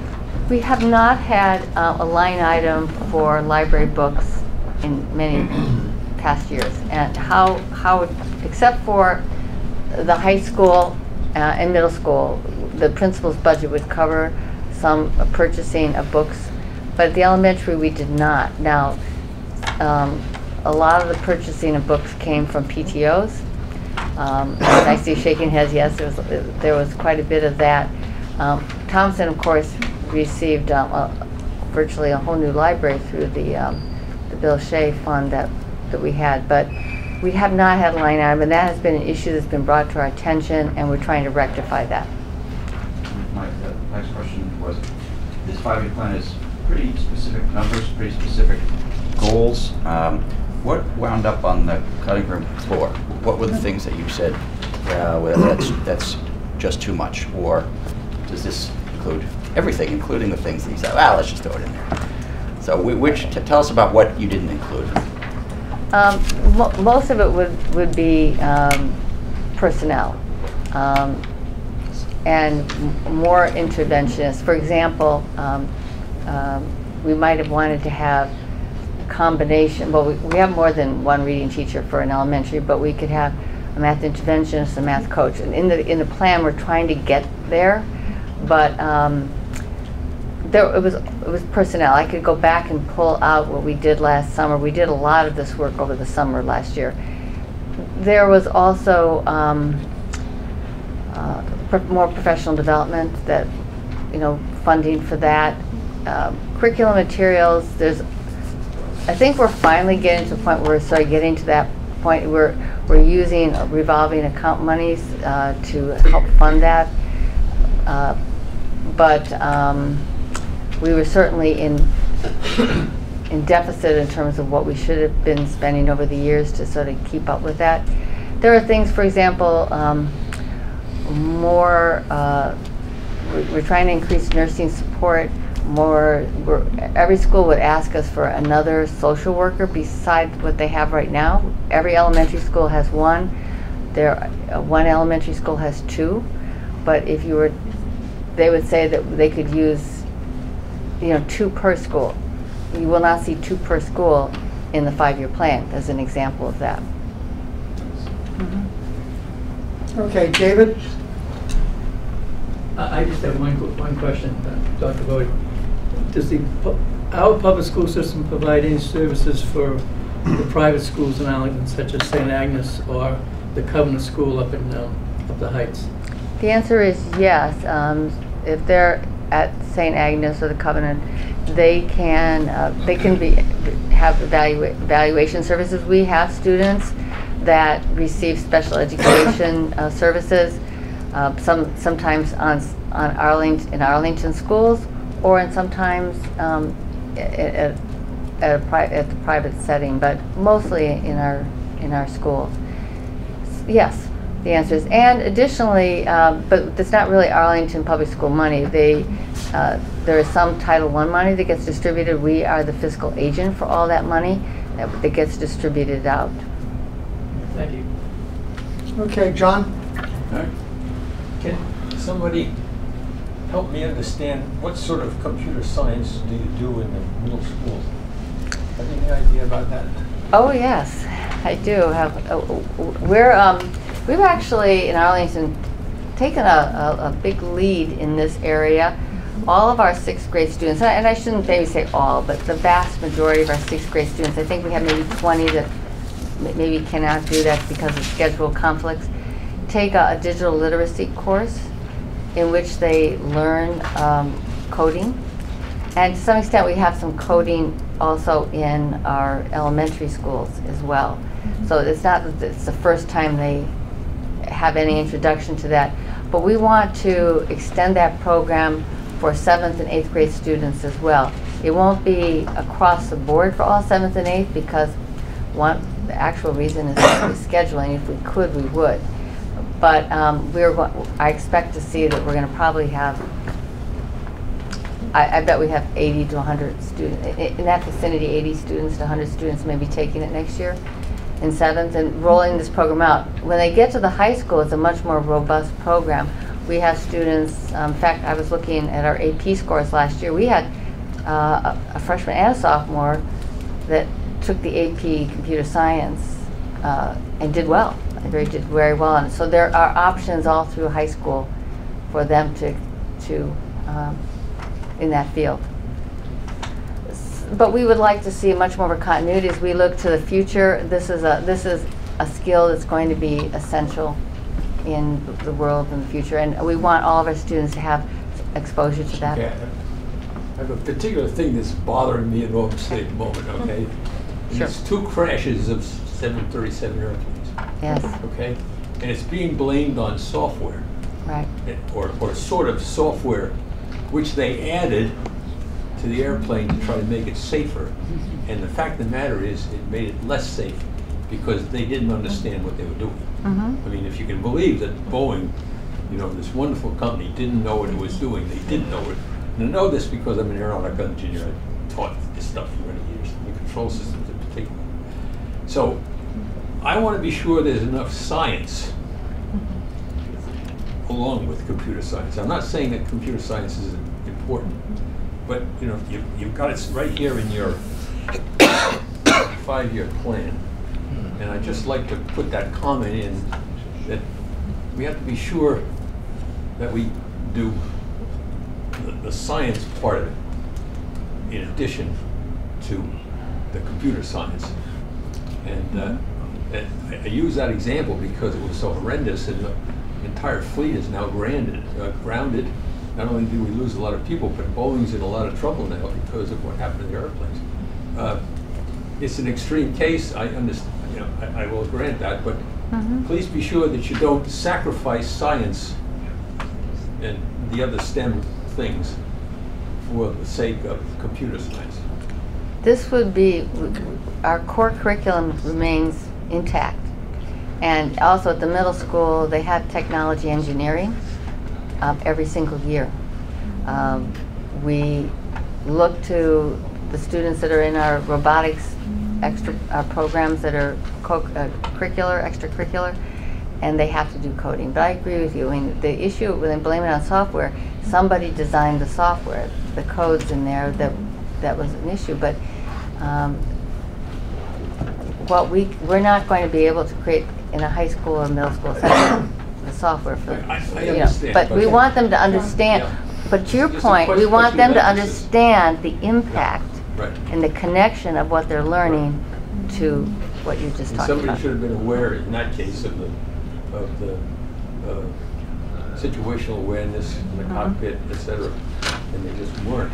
They didn't understand what's going on. So please be sure that science is not sacrificed for computer science. Okay. To your Uh, point, that's why this is an ad as opposed to moving our money around. I'm sorry? I said, this is why this is an ad as opposed to moving money around. If instead we're adding computer science, we're not moving money from science to provide it. I know, but is it appropriate to Okay, add John, to could computer we- science or science? Okay, that's different. That's the question. Okay. It's a very important issue. I back them up completely. Right, but we also have a lot of work to do tonight. So if we could keep our questions a little short, I'd appreciate it. Annie? Yes, okay, so let me be sure that I understand. There are things that you think you need in the future that are not on this 5-year plan? Is that what I heard you say?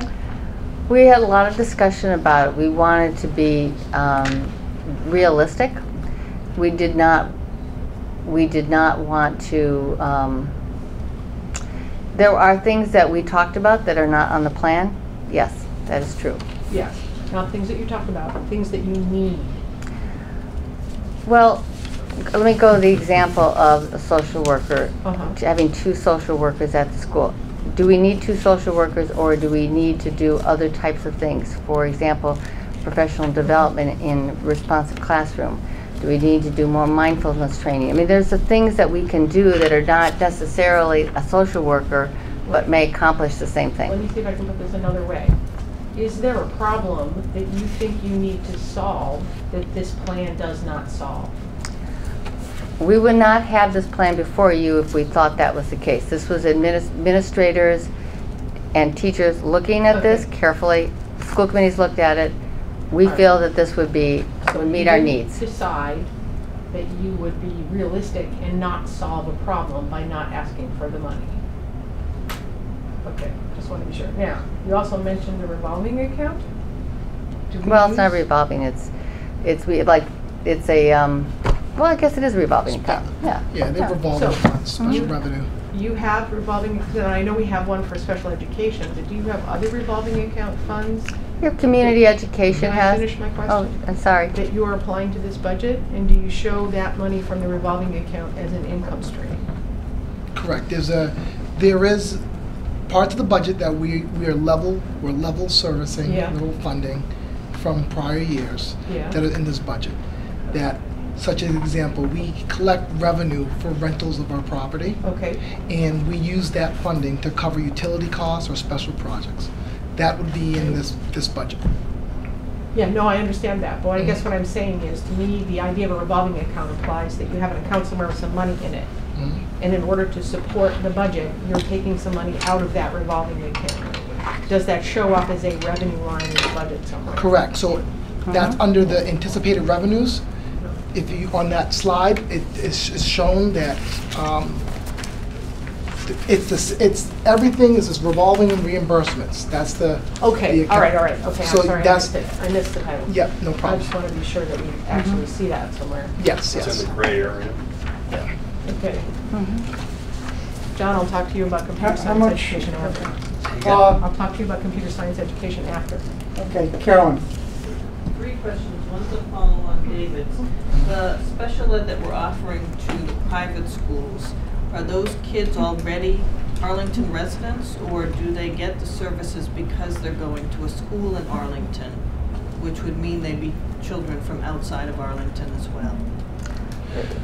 Our services are only for residents of Arlington.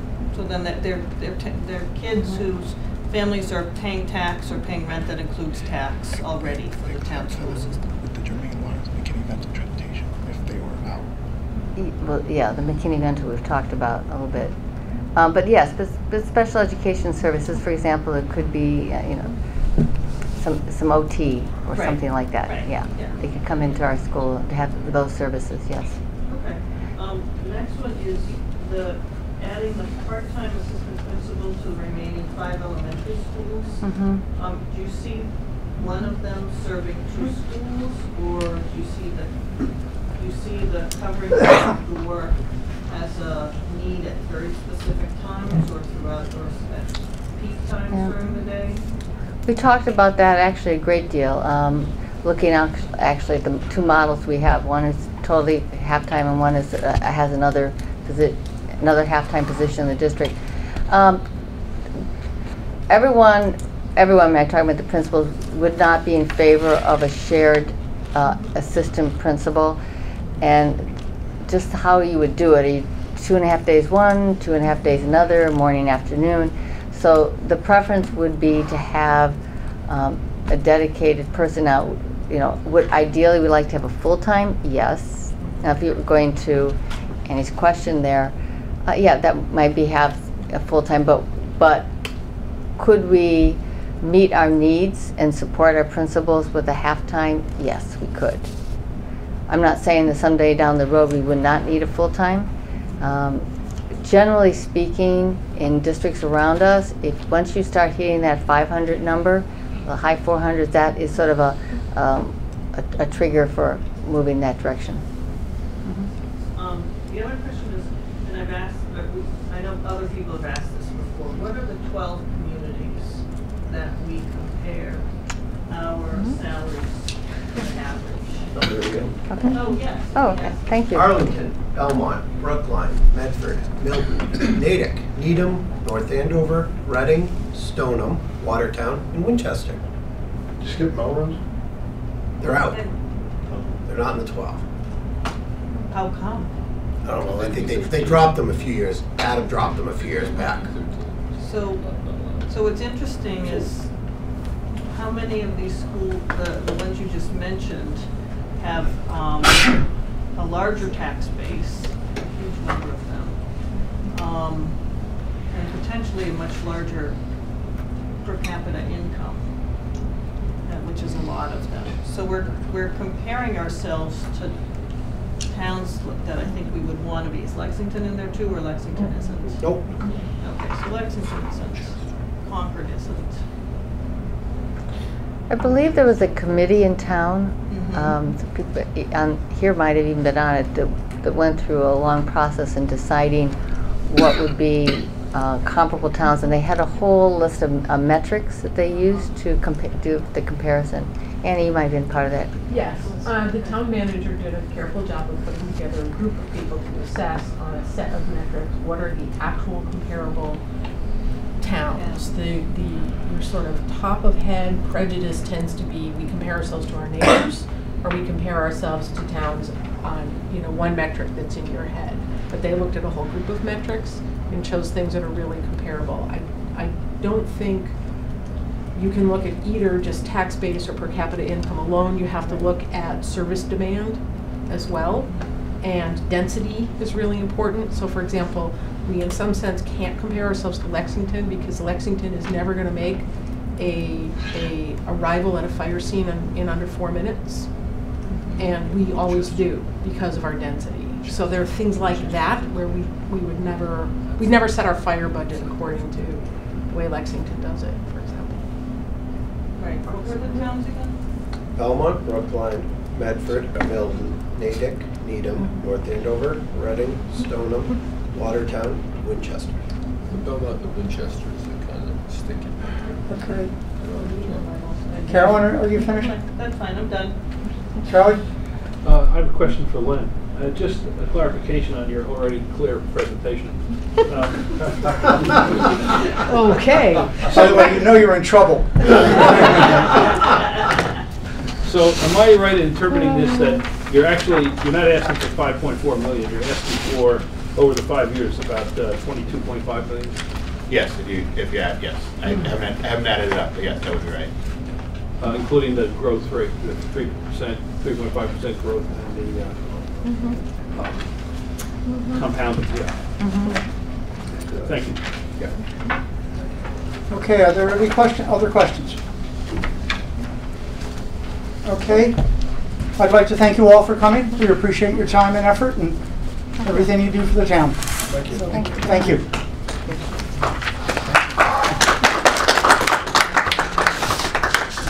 Welcome to the show, Michael. Thank you. We get a lot of bang for the buck. Okay, two issues I'd like to raise before. We were asked last week for the Arts and Culture Council Commission to send us materials on their budget and to their next 3 years of expansion. You got all that? I think I sent it out Monday night. So the question is, they've requested $40,000, which is the same as was the prior year. And traditionally, if they don't ask for more, we don't have them come in.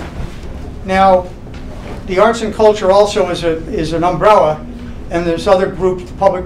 They do the public arts, they do the Poet Laureate, they do a couple other things also, all in that umbrella.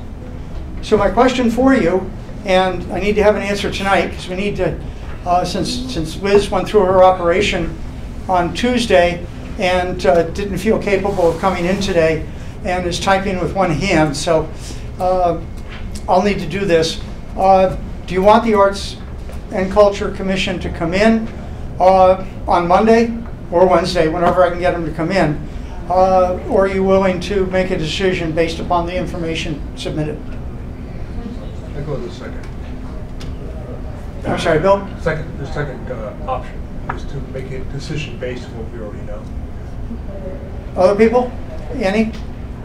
So I feel like I need to look at their projection year over year over year, and that's not how they presented it. So I haven't had time to do that analysis. Like, I don't know what 21 versus 22 versus 23, and I'm seeing expenses, but I'm not seeing income other than us. No, one of the spreadsheets has One of the spreadsheets has it? 14,700. Okay, I just haven't had a chance to. As long as we don't decide tonight, I don't mind if, but there's 8 spreadsheets and none of them are combined information, right? So then Why don't I ask them to come in on Monday? Because I would propose a smaller number, and I think it'd be fair to give them an opportunity to justify what they're asking for. Which one of these? Okay, so this will give you more time to review the materials, on that, and prepare questions for Monday. We can't take a huge amount of time on it. I'll ask them to come in as early as possible. And if they can't come in Monday, I'll try to get them on Wednesday. That sound reasonable? Yes. Okay, so I'll do that. Disability Commission. We've already voted their budget. They have an article in there, as I mentioned last time, to create a fund by deferring $20,000, $30,000 out of the parking to go towards a disability fund.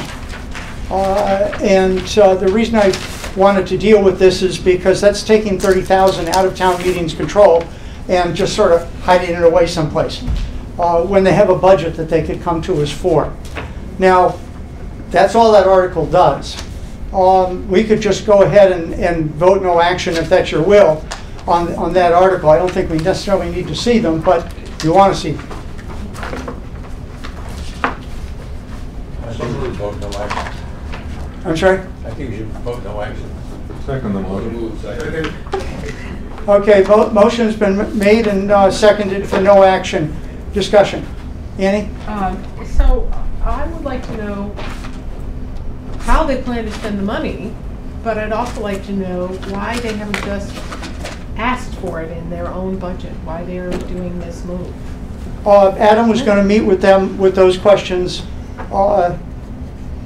this afternoon. Okay. But I haven't had a chance to talk to him since then. So when will we get feedback from Adam? Well, I can get it back to you tomorrow if I talk to him or email him. Okay. Carolyn, Charlie.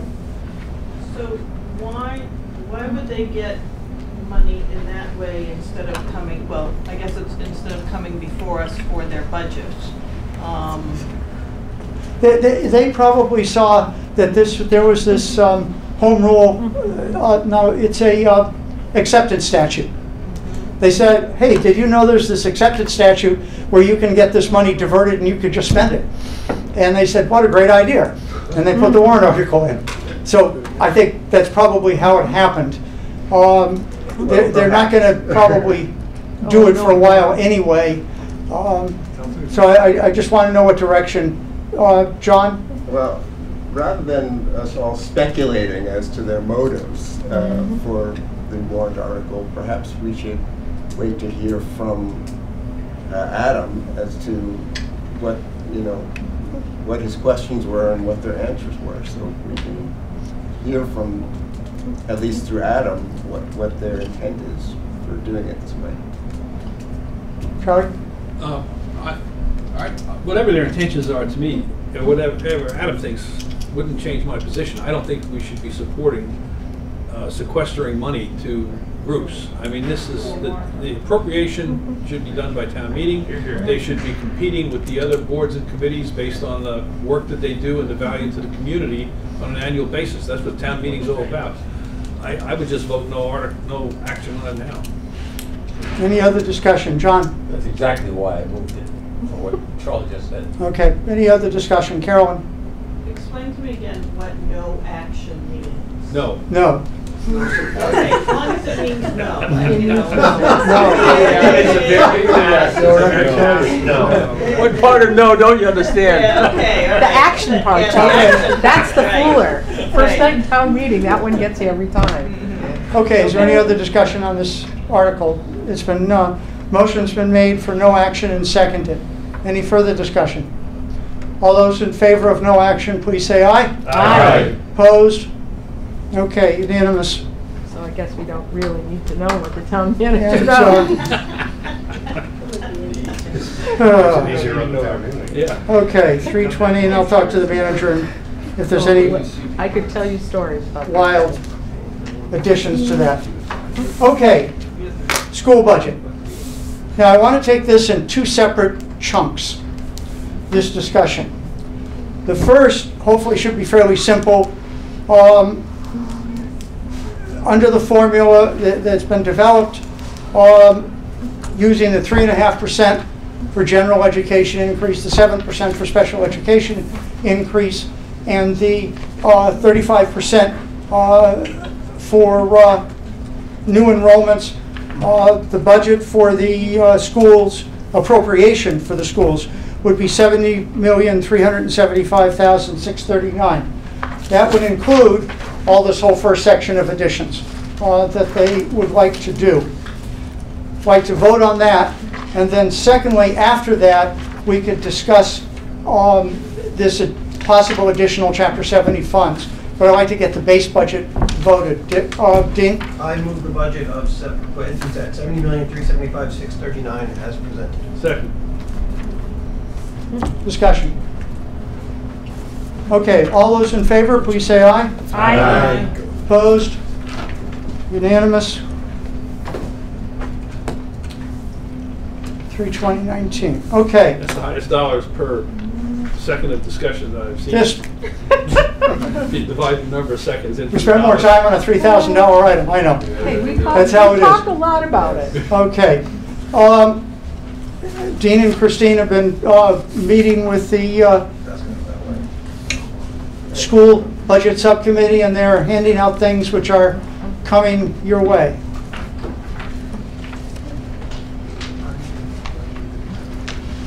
All right, so I took some of the charts that I usually use internally to be able to rationalize the school budget. Okay, why don't you wait till they get up here? Yeah, I'm just explaining what it is. And I Okay. put it into a slide deck. I apologize. I had this IT conversion last night, and it had this blip at 4 a.m. And you'll notice one slide is complete gibberish, and that was the slide I was on when the blip happened. And so you'll understand what I mean, but I stood up and sat down way too much. Save throughout the process. All right, I'm going to move quickly here. So, the first page, sort of slide 1 and 2, just sort of the title slide. And then the second one explains how we compare ourselves to 11 benchmark communities. That's why I knew them so quickly. Right. So going to slide 3, which is page 2. So this slide shows that over the last decade, Arlington has grown from having the 5th largest in-district population of the benchmark communities to the 2nd largest enrollment population. And then on slide 4, it shows that of the benchmark communities, Arlington has the fastest in-district student population for the last 9 years. And then even through 4 out of the last 5 years, we've been number 1. Like, so our population compared to our benchmark has really been just crushing along. Like, we are flying. And it accelerated. And if you look at the numbers on slide 4, when we get to like 2014-15, that's when we really hit the accelerator. And then if you go to slide 5, so in response, slide 5, page 3, slide 5, in response to the growing enrollment, if you look at this chart, what school administration has been doing is they've been adding full-time teaching equivalents. And that obviously makes sense, right? You have more kids, you do it. Now, their biggest constraint, as they talk about, is the school budget. And so, well, I should say, so one thing that's been helping them considerably, if you look at this chart on slide 5, is the net new spending, because you can see when we started doing the net new spending that the FTE teachers in 14-15 forward started to really jump up because they were able to add new positions and get things going. And then yeah. So our growth has topped the charts. Yeah, we're flying. Students, but the growth in the teacher FTEs is lagging. That was literally the next sentence I was about to say. Thank you. Yeah, you're with me. And so if you take slide 4, and I was going to give you slide 6 actually, because then we put them all together. So let me go to slide 6 there. Then we'll tie them all together. Well, actually, I can do it this way. So if you look at slide 4 and 5, what you see is our students have gone up on a 9-year average. In 9 years, look, I'll be honest, these are internal things for me. I picked 2008 as a starting point because my first kid was born, and I realized we had schools in this town, and I was like, oh, I should probably know where they are and things like that, so I started tracking it. But it still worked out because it's been a long time. And so our enrollment growth, as you said, is 2.3% per year. Our funding growth, or our teacher growth, is 1.9%. So we have, the number of teachers we have is not quite kept up with the enrollment. What that translates into is if you go to slide 6, and you just look at Arlington across the top, this is teacher to student ratio. So for one student, how many full-time teaching equivalents we have. And you'll notice in 2008, 2009, we had 13.8, so the ratio is 13.8 to 1. And as our enrollment was going up, but we didn't have the incremental funding, it was worsening.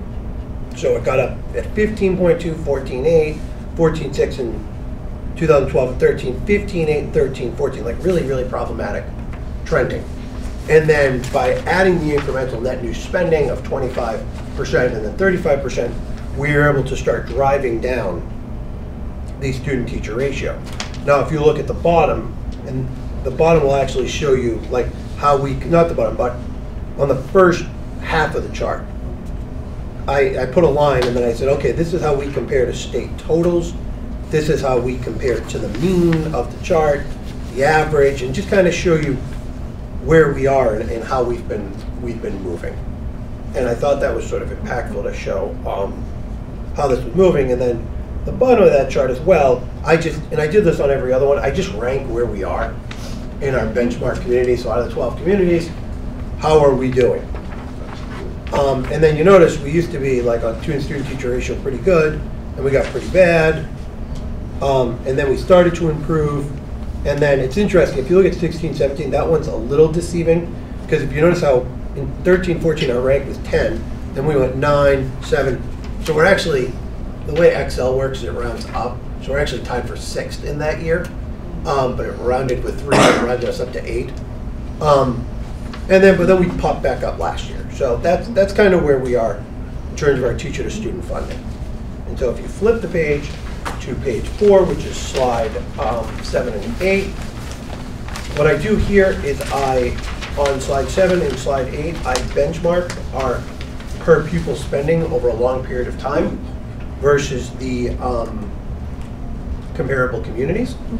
And what you can see is, I mean, it kind of make you can kind of see where the chart below, I should say on slide 8, is what I like because it makes it easier. Out of the group back in like 08, 09, we were 6th in per pupil, and we jumped up to 8 and 9 in 2011 and 12, and then we just sort of sat there the whole time. We've been like 8th. And so what I always get out of this is messaging, and then I should have also said, look at the right-hand side of that same chart on slide 8. You can see that chart with the percentages is the increases you get annually in our per pupil spending. So you can see where it was like going down, down, down in 11, 12, it went down 2.6, 12, 13, it went down 4.5.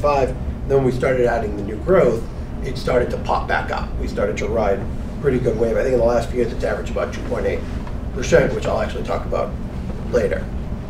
So moving on slide 9, which is page 5, you put some 5 observations. First one is teacher growth rate versus enrollment suggests moderate increases in teacher growth rate. In other words, like even though we're not, even though we've added all these kids, you don't have to add like wholesale number of teachers. Like if you're adding if you're adding your FTE teachers are going up in correlation to your growth rate, you will be fine. You don't need to just. There's a logic to all of this, and there's a rhythm to all of this. And then this is just an aside to sort of help on validation. The Department of Elementary and Secondary Education actually calculate our special education spending, and they calculate the trend at 6.5%. And so I'm not going to split hairs with the school administration over 6.5 or 7, but that sort of says, okay, the 7% that we're doing there is a good number. Just as a reminder, which is point 3, which is we will get a pretty significant bump. This data is from DESI, cuts off after 16-17. We will get a pretty good bump this year in our per pupil spending because we've done that one-time increase of $1.3 million for the GIBs. And what was good about that is that was to open the GIBs with appropriate staffing levels. So not just teachers, but sort of all the ancillary things that the school department felt that they weren't having at the other schools.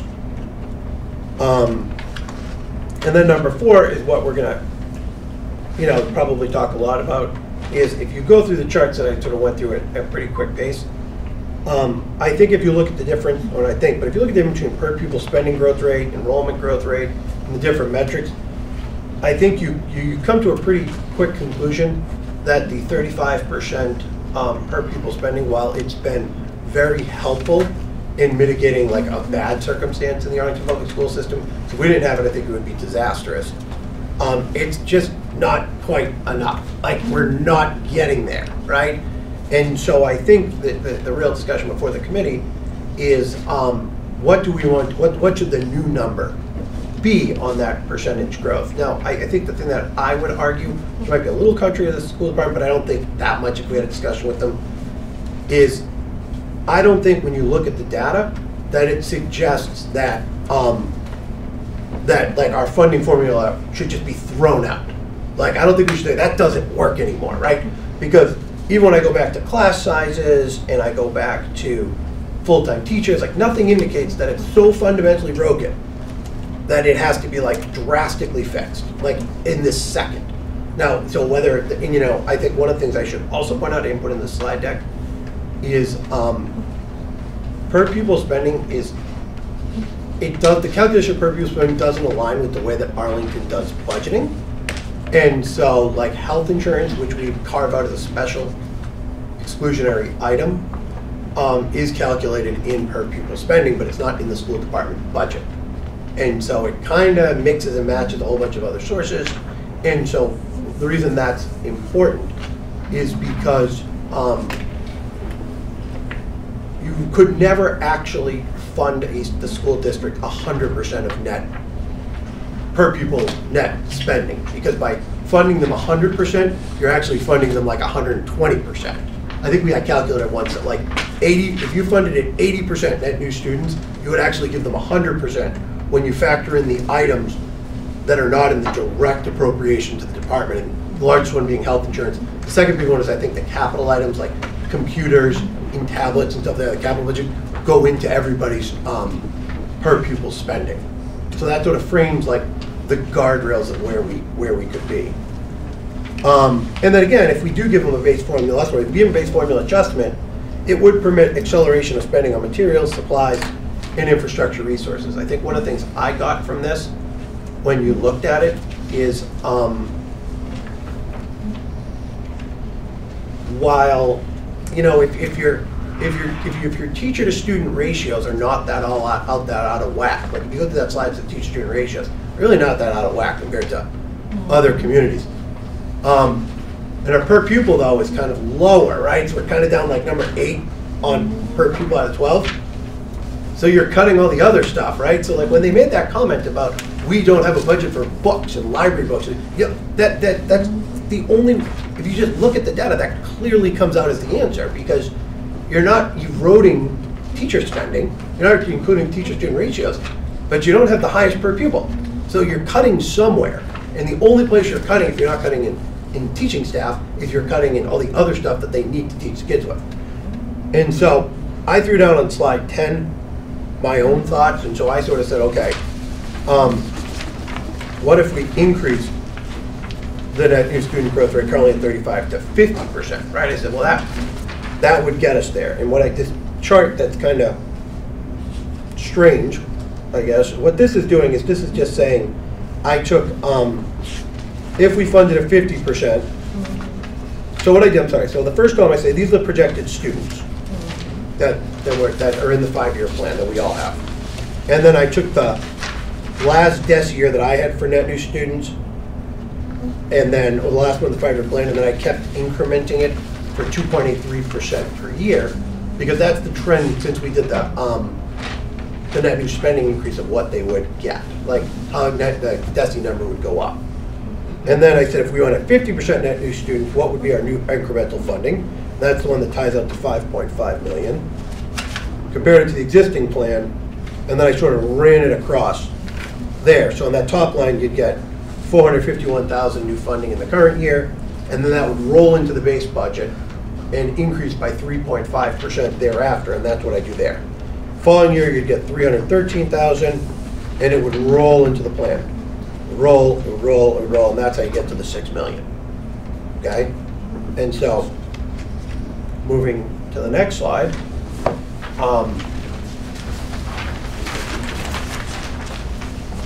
This was my pro forma way of saying so that if we took where we were, which is if you look at FY 17-18, where we were in terms of per pupil spending, and then you account for this year's addition of the Gibbs, assume a growth rate of 2.83% based on the current funding mechanisms, and then add in a 50% increase, what would that do to our per pupil spending across the years? And so right now I would assume, my guess is when the current year is netted out, we'll be up about 4.3%. And that actually was validated when the school CFO said that I think our current year appropriation was up 7%. So our current year appropriation to school is up 7%. You add in health insurance, you add in net, you're going to take that down a little for net new students. So 4.3 seems pretty decent. And then we would be increasing per pupil spending for the out years by an average about 3.3%, and then would tail down to 3%. And then the next slide is where I had to stand up and I lost my train of thought, and it's all gibberish because I never edited it. But I also noted that a growth rate of 3% puts us, so it's kind of interesting, it would keep us in the middle of the comparative communities. So this chart below is showing the growth rate of the comparative communities in terms of the budgets over the 9-year period, and then it shows them since we implemented the net new spending, which I thought was relevant. And that's where I got the 2.83% from on that upper right of Arlington. It sort of showed us, okay, if we were not clipping along 2.82, we were clipping along at 3%, how would it do against our benchmark communities? All right, so okay, well that sort of makes sense. And then, if you also, I then looked at the high growth districts. So what would be interesting is if we were going at 3%, we would definitely be doing better than, on the same slide, than like Belmont and Winchester, who are the last 4 years have been going up at 2%, 2.5%. Their high growth districts would be lesser than Natick, Needham, and Winchester. So it would be sort of in the middle of the pack of that population of communities. And so this was my sort of general thoughts on the matter. I think the one thing I would say a couple things before we open it up to discussion. Last things is the first thing is, the way these processes have evolved over the years with things like net new student spending and whatnot, is the stakeholders and the committees come to long-range planning together. And so you have the finance committee, the school committee representatives. The finance committee representatives are Al, and Charlie. You have the school committee representative, you have the select board, you have the town manager, superintendent of school, and they kind of jostle for their numbers, and they work through it. It's an iterative process. They've always seemed to come to a conclusion before we got to town meeting, okay? I can't think of a moment in my life where it would be reasonable for the finance committee. So what's gonna happen is whatever we do here and we endorse, Al, and Charlie are gonna have to go to long-range planning and get a deal done, okay? And so the deal might be 50%. The deal might be more than 50%. It might be less than 50%, right? But I think the big thing, in my opinion, is we shouldn't be throwing out the model in its entirety. I think that's a bad idea. And I also don't think we should go into it with a position that is equal or more money than the school department wants, because it just seems like a weird thing to do as a finance committee. So, I mean, it really is an odd thing to send your negotiators into a negotiation and say, hey, just give them all that money. Like, that's not how horse trading works. It's not really what we do. And I would have to assume deep down with the school committee that they put everything in knowing they weren't going to get everything. And they started here, and they said, well, if we end up here, we'll be fine. So we shouldn't start here. Okay, that's it. Okay. As of now, I'm suspending the Mary Ronan rule. It's an important area, so we should discuss that. And then, Dean, I'll be looking to you for a motion that we can discuss further. Yep. John and Annie. Actually, Annie had her hand up first. Thank you. So I love your analysis, and it's great as far as enrollment growth is concerned. But if you look at the 5-year plan that they have created, and if you look at the narrative with the budget, they have a whole bunch of other categories here that they want to fund. And so my argument would be that we can keep the model as far as enrollment growth is concerned, but they're asking us to give them additional funds to close the achievement gap. And just funding the enrollment growth doesn't do that. They're asking for additional funds to improve instruction for students, and closing the enrollment gap, or closing the enrollment growth gap, doesn't do that. They're asking for money to continue to be competitive in attracting staff, and just paying for the enrollment growth doesn't do that. They're asking for a baseline adjustment so they can meet these goals. Now, we could get them to justify every line here, but I'm going to assume good faith on their part that they've come and said that if you want prime 21st century education for Arlington students, these are the needs we have, these are the categories they fall into, and this is what we need to fund. And I've been waiting for 15 years for the school committee to do this exercise and to actually say not what they think they can get, but what they actually need to provide the best possible education for Arlington students.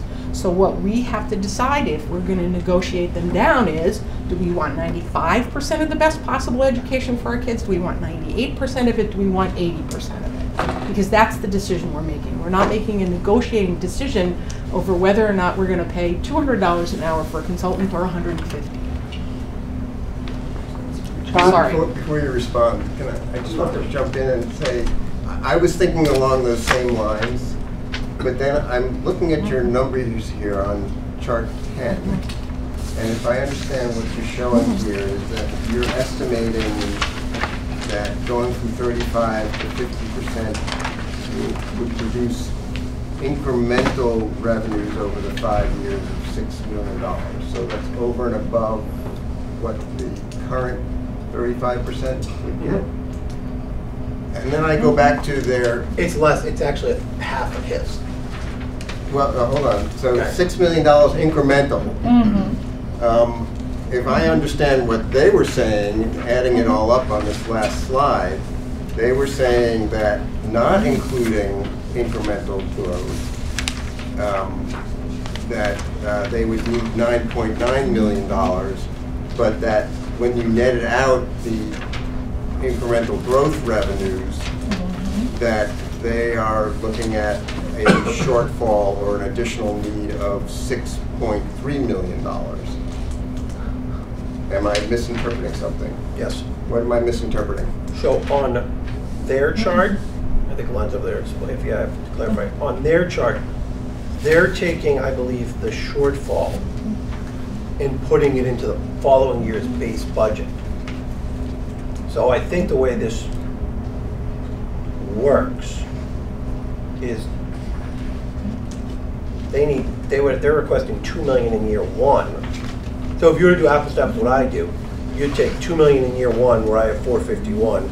You would take $2 million plus $1 million in year two. I believe you have to roll them up into each other. So when they say plan changes on the top line, those are cumulative. No, they're not cumulative. Mine are cumulative, theirs are not.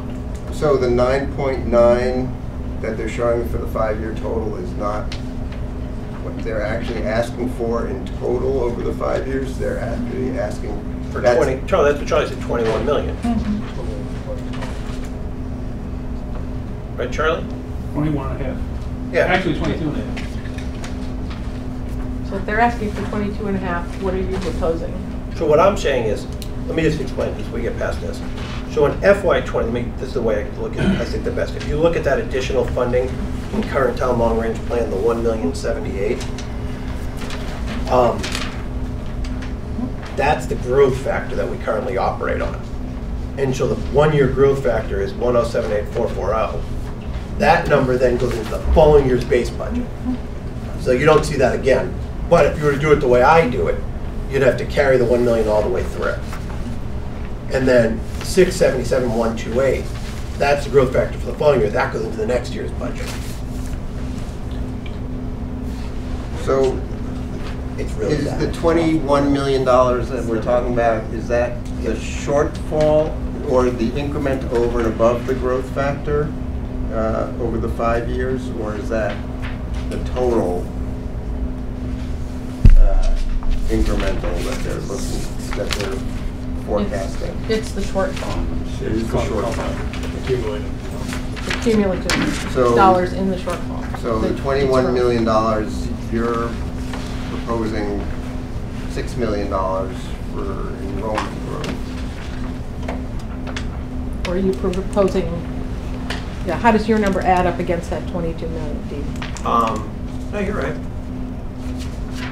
So yeah, so it'd be $6 million. Yeah. So you're proposing to fund approximately a third, if we're generous, maybe a quarter of what they're asking for? Am I proposing to fund it? No, I'm proposing that our representatives of the Long Range Planning Committee go to Long Range Planning with that number. Okay. So let me just make this clear. There is no proposal from the school department. They don't have a proposal. The full school committee has not voted on I this. get that. So the question is, what are we going to go to Long Range Planning with? Okay, before any other discussion, I just want to mention 22-101 economics. First rule was taught was we have unlimited wants and limited resources. Right now, we have, if we throw the whole rest of the money that the governor suggested or offered us, we'll still have a deficit in the budget of 2.2 million, which has to be funded out of the override stabilization fund. So what we're trying to do is figure out is, does the formula need tweaking in order for us to go forth and do some of their needs while also paying attention to the long-term health, financial health of the town. So that's my piece. Charlie? Thank you. I have a couple of issues. The first thing is that, I think while we were discussing an increment to the school budget, we were actually talking about the town's financial planning going forward. And I think we have to worry about equity to the town side and citizens that are not necessarily dependent upon the school services, as well as equity to the citizens that are dependent upon the school services. And from my perspective, Arlington has been and will continue to be very financially committed to its students. Since 2000, we have spent $125 million in rebuilding all the elementary school system, the entire elementary school system, including, it might even be more, I'm not sure I counted the Gibbs in that correctly, but you know, it's at least $125 million on the elementary school system, and maybe more. And we're about to spend $290 million on the high school. And I point this out because we're not only talking, we actually have to think about taxpayers here. We're not only talking about a town budget, it has an impact on taxpayers in general, and to the extent that we increase the school budget funding, the next question that it begs is, what's the override amount have to be? So this has got very broad ramifications. Secondly, I also looked at the numbers that Dean has looked at. I spent a little more time looking at the last 4 years or so, because I saw that those 9 years as the first 4 or 5 years as being sort of flat, and then the last 4 or 5 years being rapid growth here in Arlington. And I agree with Dean that we have maintained in this cohort group that we evaluate ourselves against, we have maintained our position on the student-teacher ratio.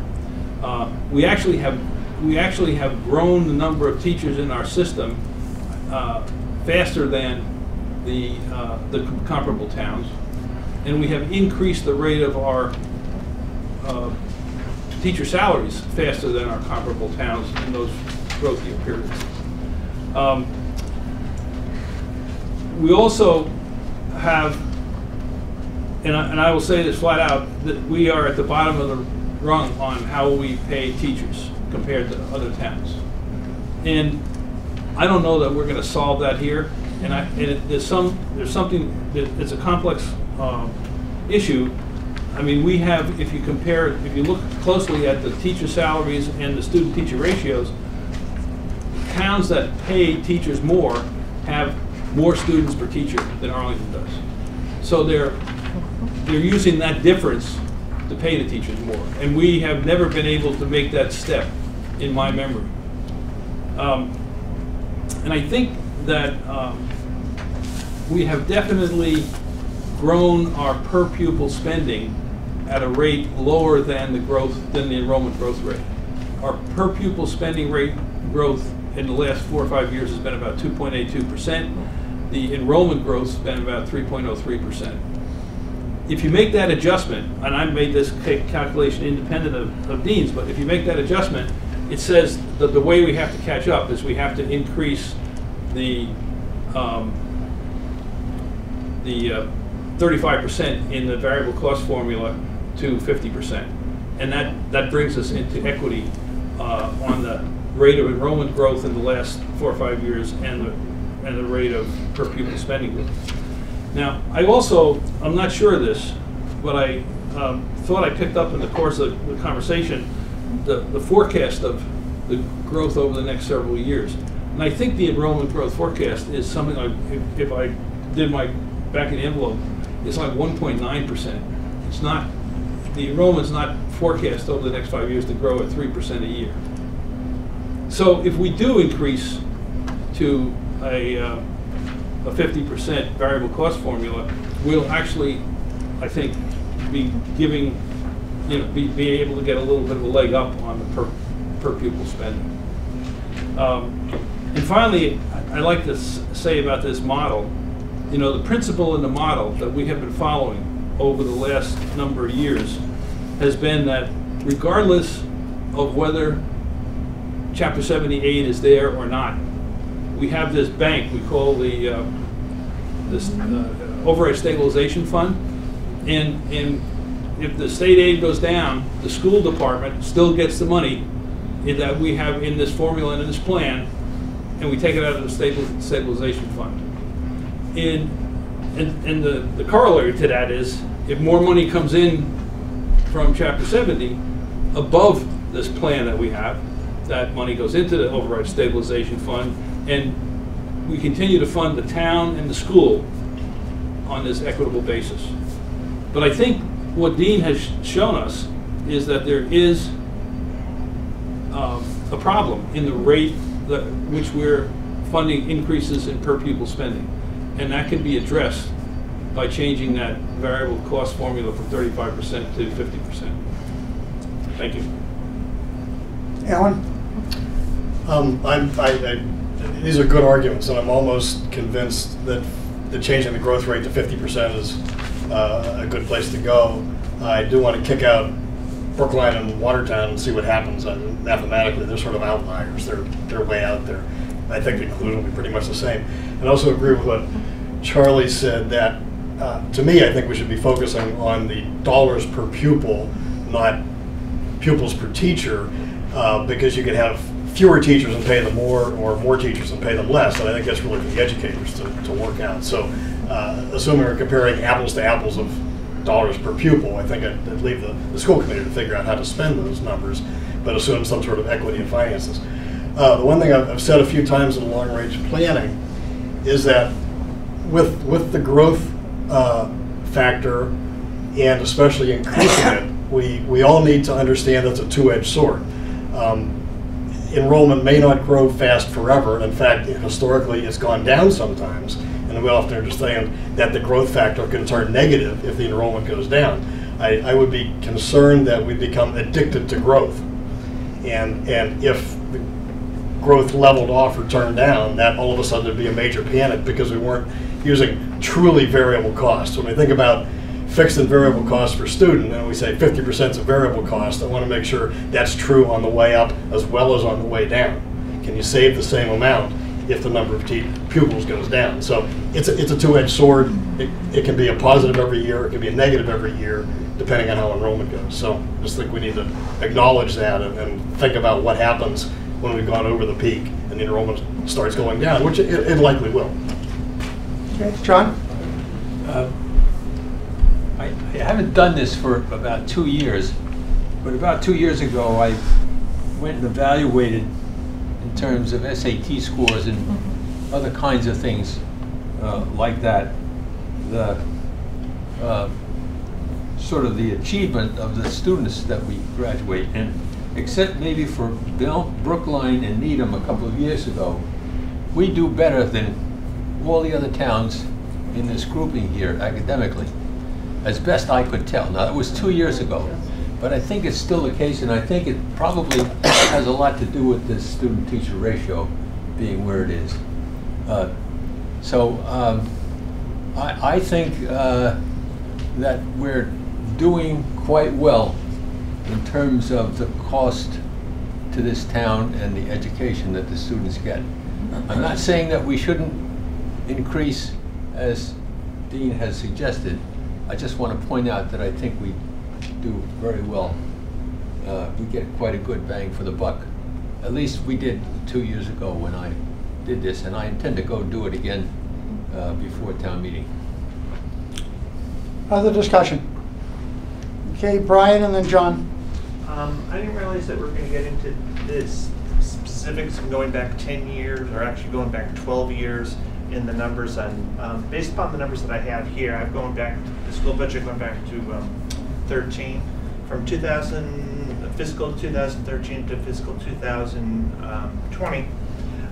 The school budget is up 54% in raw dollars, whereas school population is up roughly, because I don't have exact numbers, I'm going by their charts, is up roughly 28%. If you look at Dean's charts here, and if you look to chart number 6, we kept roughly, there was a little blip in the middle there, but we kept roughly 14 is the student-teacher ratio. It hasn't gone to 21. It hasn't gone to 8. So basically, if you look at the end, it began at 13.8, ended at 14.3. We're talking about half a teacher in that realm, which really is not a big number. I mean, I think we're doing a good job here. I mean, I honestly do, based upon what we have. I mean, if we increase it to 50%, we're talking about $2,100 per student, approximately, that gets added in. And as you look at the numbers here, at least that I don't know how realistic these are that are on the 5-year plan. I mean, that's not hordes and hordes of numbers. I mean, at the end of the day, we're not talking millions of dollars, I don't think. I hope not. John? Just a clarification, which numbers do I have to add up to get to 21 million? I can tell you that. Just this 5-year total? Charlie? Yeah, I have it written down here. So if you look at the shortfall Yes. on Glenn's presentation, Yes. so the first year, 2020, that $2 million gets spent for 5 years, so that's 10 million. I see. And then the next year, the 1.2 million gets spent for 4 years, so that's about 5 million. And so forth. And if you carry that out, it comes out, you have to add 3.5% a year to the numbers as you go along. But, you know, it basically comes out to about 22.5 million. Got it. And then my comment, and I feel I'm lacking in real knowledge about this, but to change a formula, I understand why that would be appealing to someone from an accounting background. It sort of makes it work. But seeing this, what Len did, and this explanation of where we're lacking and how we need to spend this extra money, whether or not the finance committee or the town meeting actually has extra control in approving this, there's a perception of control. And I think if you're just increasing the, you know, some sort of number, and then the school committee spends that number, to me, that this is great to see this sort of like, okay, well, this is what we've always done. This has been this 35%, but to be better, this is this additional funding, and I like that. I like this, and it may not work out. It may not change anything dollar-wise, but I like that they say keep the 35% and then say, okay, well, this is what's extra that we really need. Okay, additional discussion. Grant? Growth rate, have we been, I don't know who can answer this, but I wonder how accurate the growth rate projections have been over the last couple of years, and if they've been truing up at all. I think they've been. Graph in the handout. Yeah. Do them 1 year in arrears. So they're very accurate. I think they've been reasonably Here's close. what they originally thought of on that. Do you remember the McKibben report? Yeah, there's sort of, Well, that's sort of this chart. No, but that, you can see where we are versus what they projected. Yeah. But the important thing is it seems to be flattening out too. You know, it's not doing this, it's doing that. Does it seem to be flattening out? I mean, international demographics say growth rates flat. Okay. Anybody who has not said anything yet, who would like to add? Okay, Annie and then Dean. So I would just like to add that as a parent who had 2 kids go all the way through these school systems, okay, when I read this and I read the budget, I can tell you that there are add-backs in this 5-year plan that are services that existed in the schools in 2003 that do not now exist. So we may be level service year over year the last 5 years or 6 years, but we are not level service over the last 20 years. So that's part of why they're suggesting they need some of the items here, like librarians in the elementary libraries or the book budget. So all I'm suggesting is that in addition to whatever formula adjustments we want to make to be more fair about the enrollment growth, there's also some increase in service required to provide the kind of education we should and I think can afford to provide.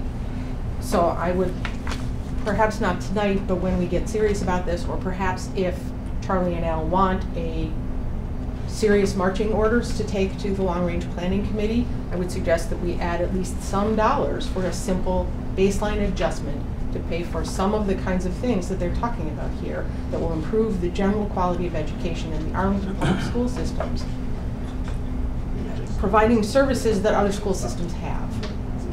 Okay. Carol and then Alan.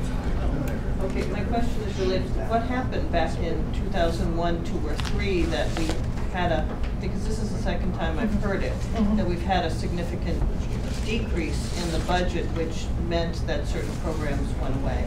We had like an 8 or 10% drop in our general budget from dropping state aid in 2002, correct? Okay. And we had similar problems in 2010. We were due for an override and waited a year and had school budget cuts because of that. So in both cases, we had to cut things out of the school budget. So in particular, the elementary level was particularly hit in 2003. We lost science coordinator, we lost social studies coordinator, we lost and have gotten back art teachers, and we lost all the librarians in all the schools. And all we've gotten back are, you know, some very part-time aides. So some of what they're proposing here are returns. We lost reading specialists, we lost social workers, we lost all kinds of supports at those levels.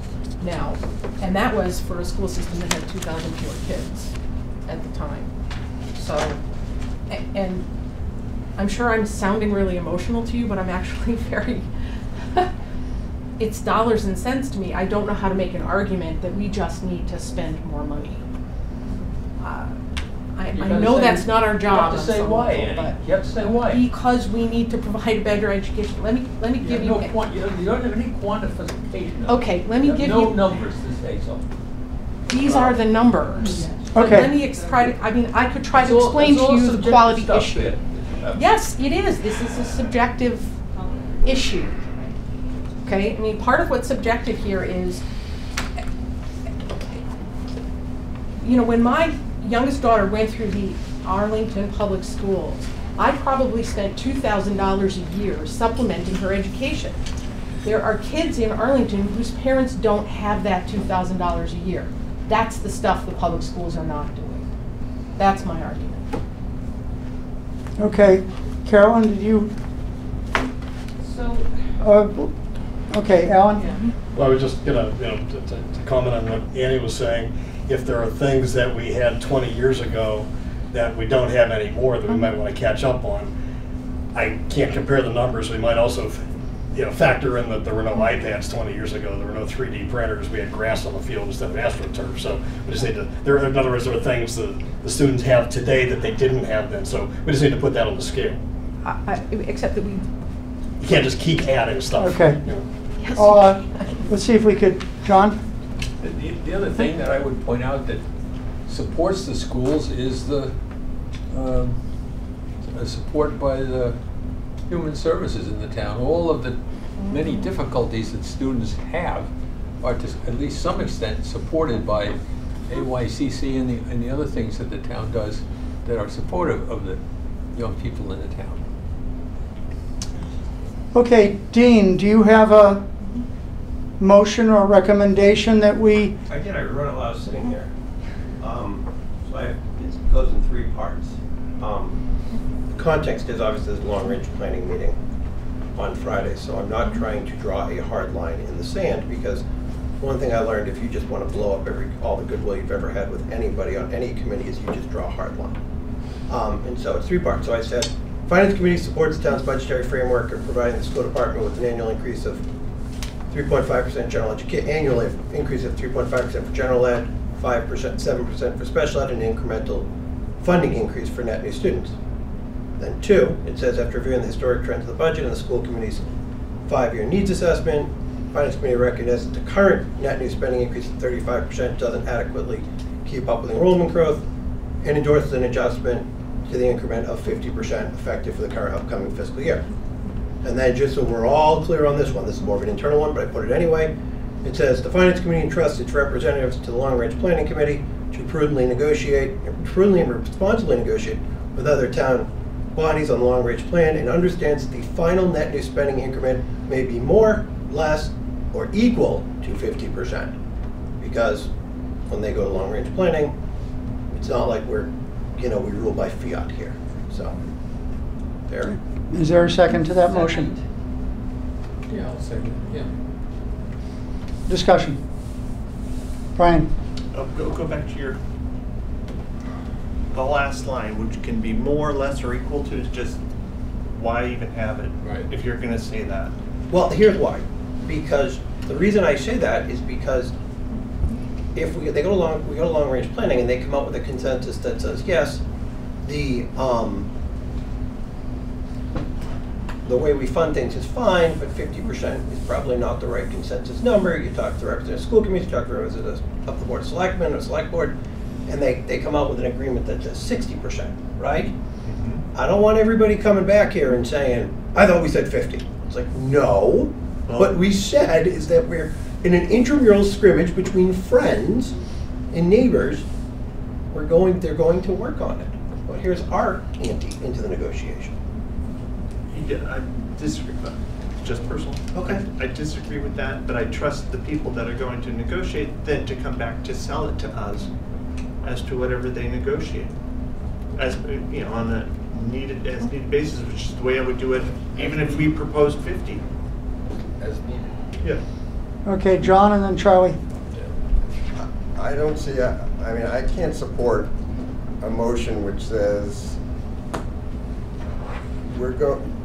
we want you to go in with a starting position which we expect to increase budget by $6 million when we've had the school committee come in and say they've done a bottom-up 5-year plan and are forecasting a need of $21 million. What we're basically saying is we don't believe you. And even though we've elected you to fulfill that role of determining what are the needs of our school population over the next however many years, and by their best judgment, using the professionals in the Arlington Public Schools to assist them in forecasting the budgets, they have identified a need of $21 million. We're going in and saying, well, based on our, Dean's very knowledgeable review of trends over time, that no, $6 million is all you need. I can't support that. Let me ask you one question, John. Where are we going to get $22 million? I don't know where we're going to get $22 million, but you need to start from a place of determining what the needs are based on the best professional and expert judgments as to what those needs are, and then you decide how to balance those needs against the needs of the other town departments. That's very different than going in with a formula that says we're going to give you 50% for enrollment growth. Okay. Based on a projection of where we think new growth might go in the next 5 years. Charlie? Just a comment on Dean's, plus or minus numbers. One possible outcome of a discussion might be that there indeed is some sort of fixed platform increase in the base, such as Annie suggested, but a lower student growth number. Okay. I mean, I'm not saying that I would necessarily say that's a good outcome, but it's possible there are different scenarios that could take place. I think that the town has been well served by following a fair formula over the last decade or more, and there are many different organizations in the town that live by a firm budget, and that includes the town side of the equation. It includes the capital planning committee. I mean, every year we get requests that are probably 2 times what we can possibly put into the 5-year plan, and these things get pushed out or rejected. I mean, there are always limited resources, and you have to make judgments about how you spend in the envelope of those limited resources. And just by wishing that we have $22 million more doesn't mean that we actually have $22 million more without paying a big price somewhere else. I'm happy to come up with a number. I don't think 22 million is possible either, but I don't think 6 million is going to be enough. Alan? Well, I agree with Charlie that the long range, or previously known as the Lions Plan, has behaved so well that we named a room after it. But I do think that you know, in the long range plan, there are two sections. There's revenues and expenses, and we just can't. It's not responsible to say we're going to add a lot to this without figuring where it comes from. And the only place it comes from is taxpayer dollars, and taxpayers do have a limited appetite for increasing their taxes. And at some point, you get to a place where the override fails, and then we try to figure out where to cut. So, of course, it's a political decision. We have to go out and, you know, take the win, but we know it's not up here, and this probably isn't enough. And where's the right place? And that's where I think, you know, I mean, to me, this seems like the right compromise. You can't always get what you want. Other discussion? Okay, the motion's been made and seconded per Dean. Dean, would you like to read it again? Sure. So the Finance Committee supports the town's budgetary framework of providing the school department funding through an annual increase of 3.5% for general ed, 7% for special ed, and incremental funding increase for net new students entering the district.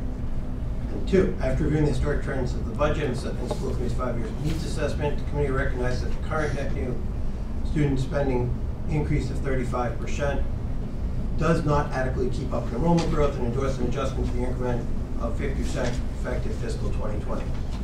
And then the committee entrusts its representatives on the Long Range Planning Committee to prudently and responsibly negotiate with other town bodies on long range planning, and understands that the final net new spending increment may be more or less or equal to 50%.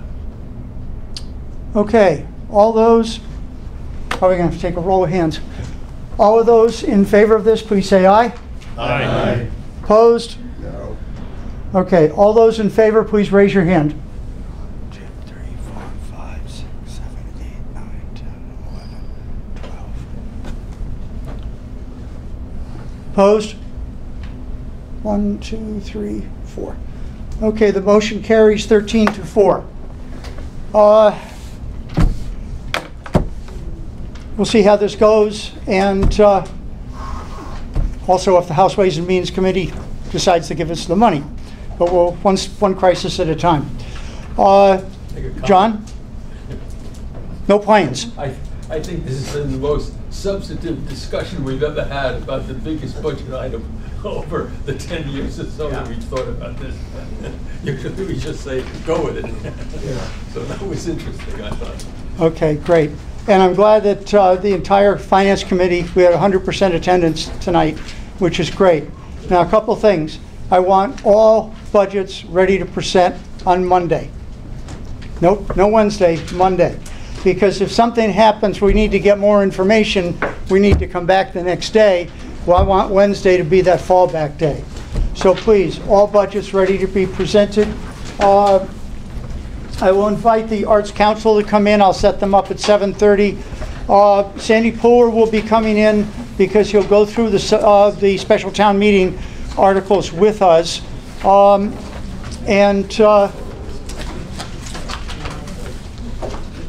And also the Mary Ronan rule, like I said, will be suspended if needed on Monday and Wednesday. One more thing after this, and the meeting is adjourned.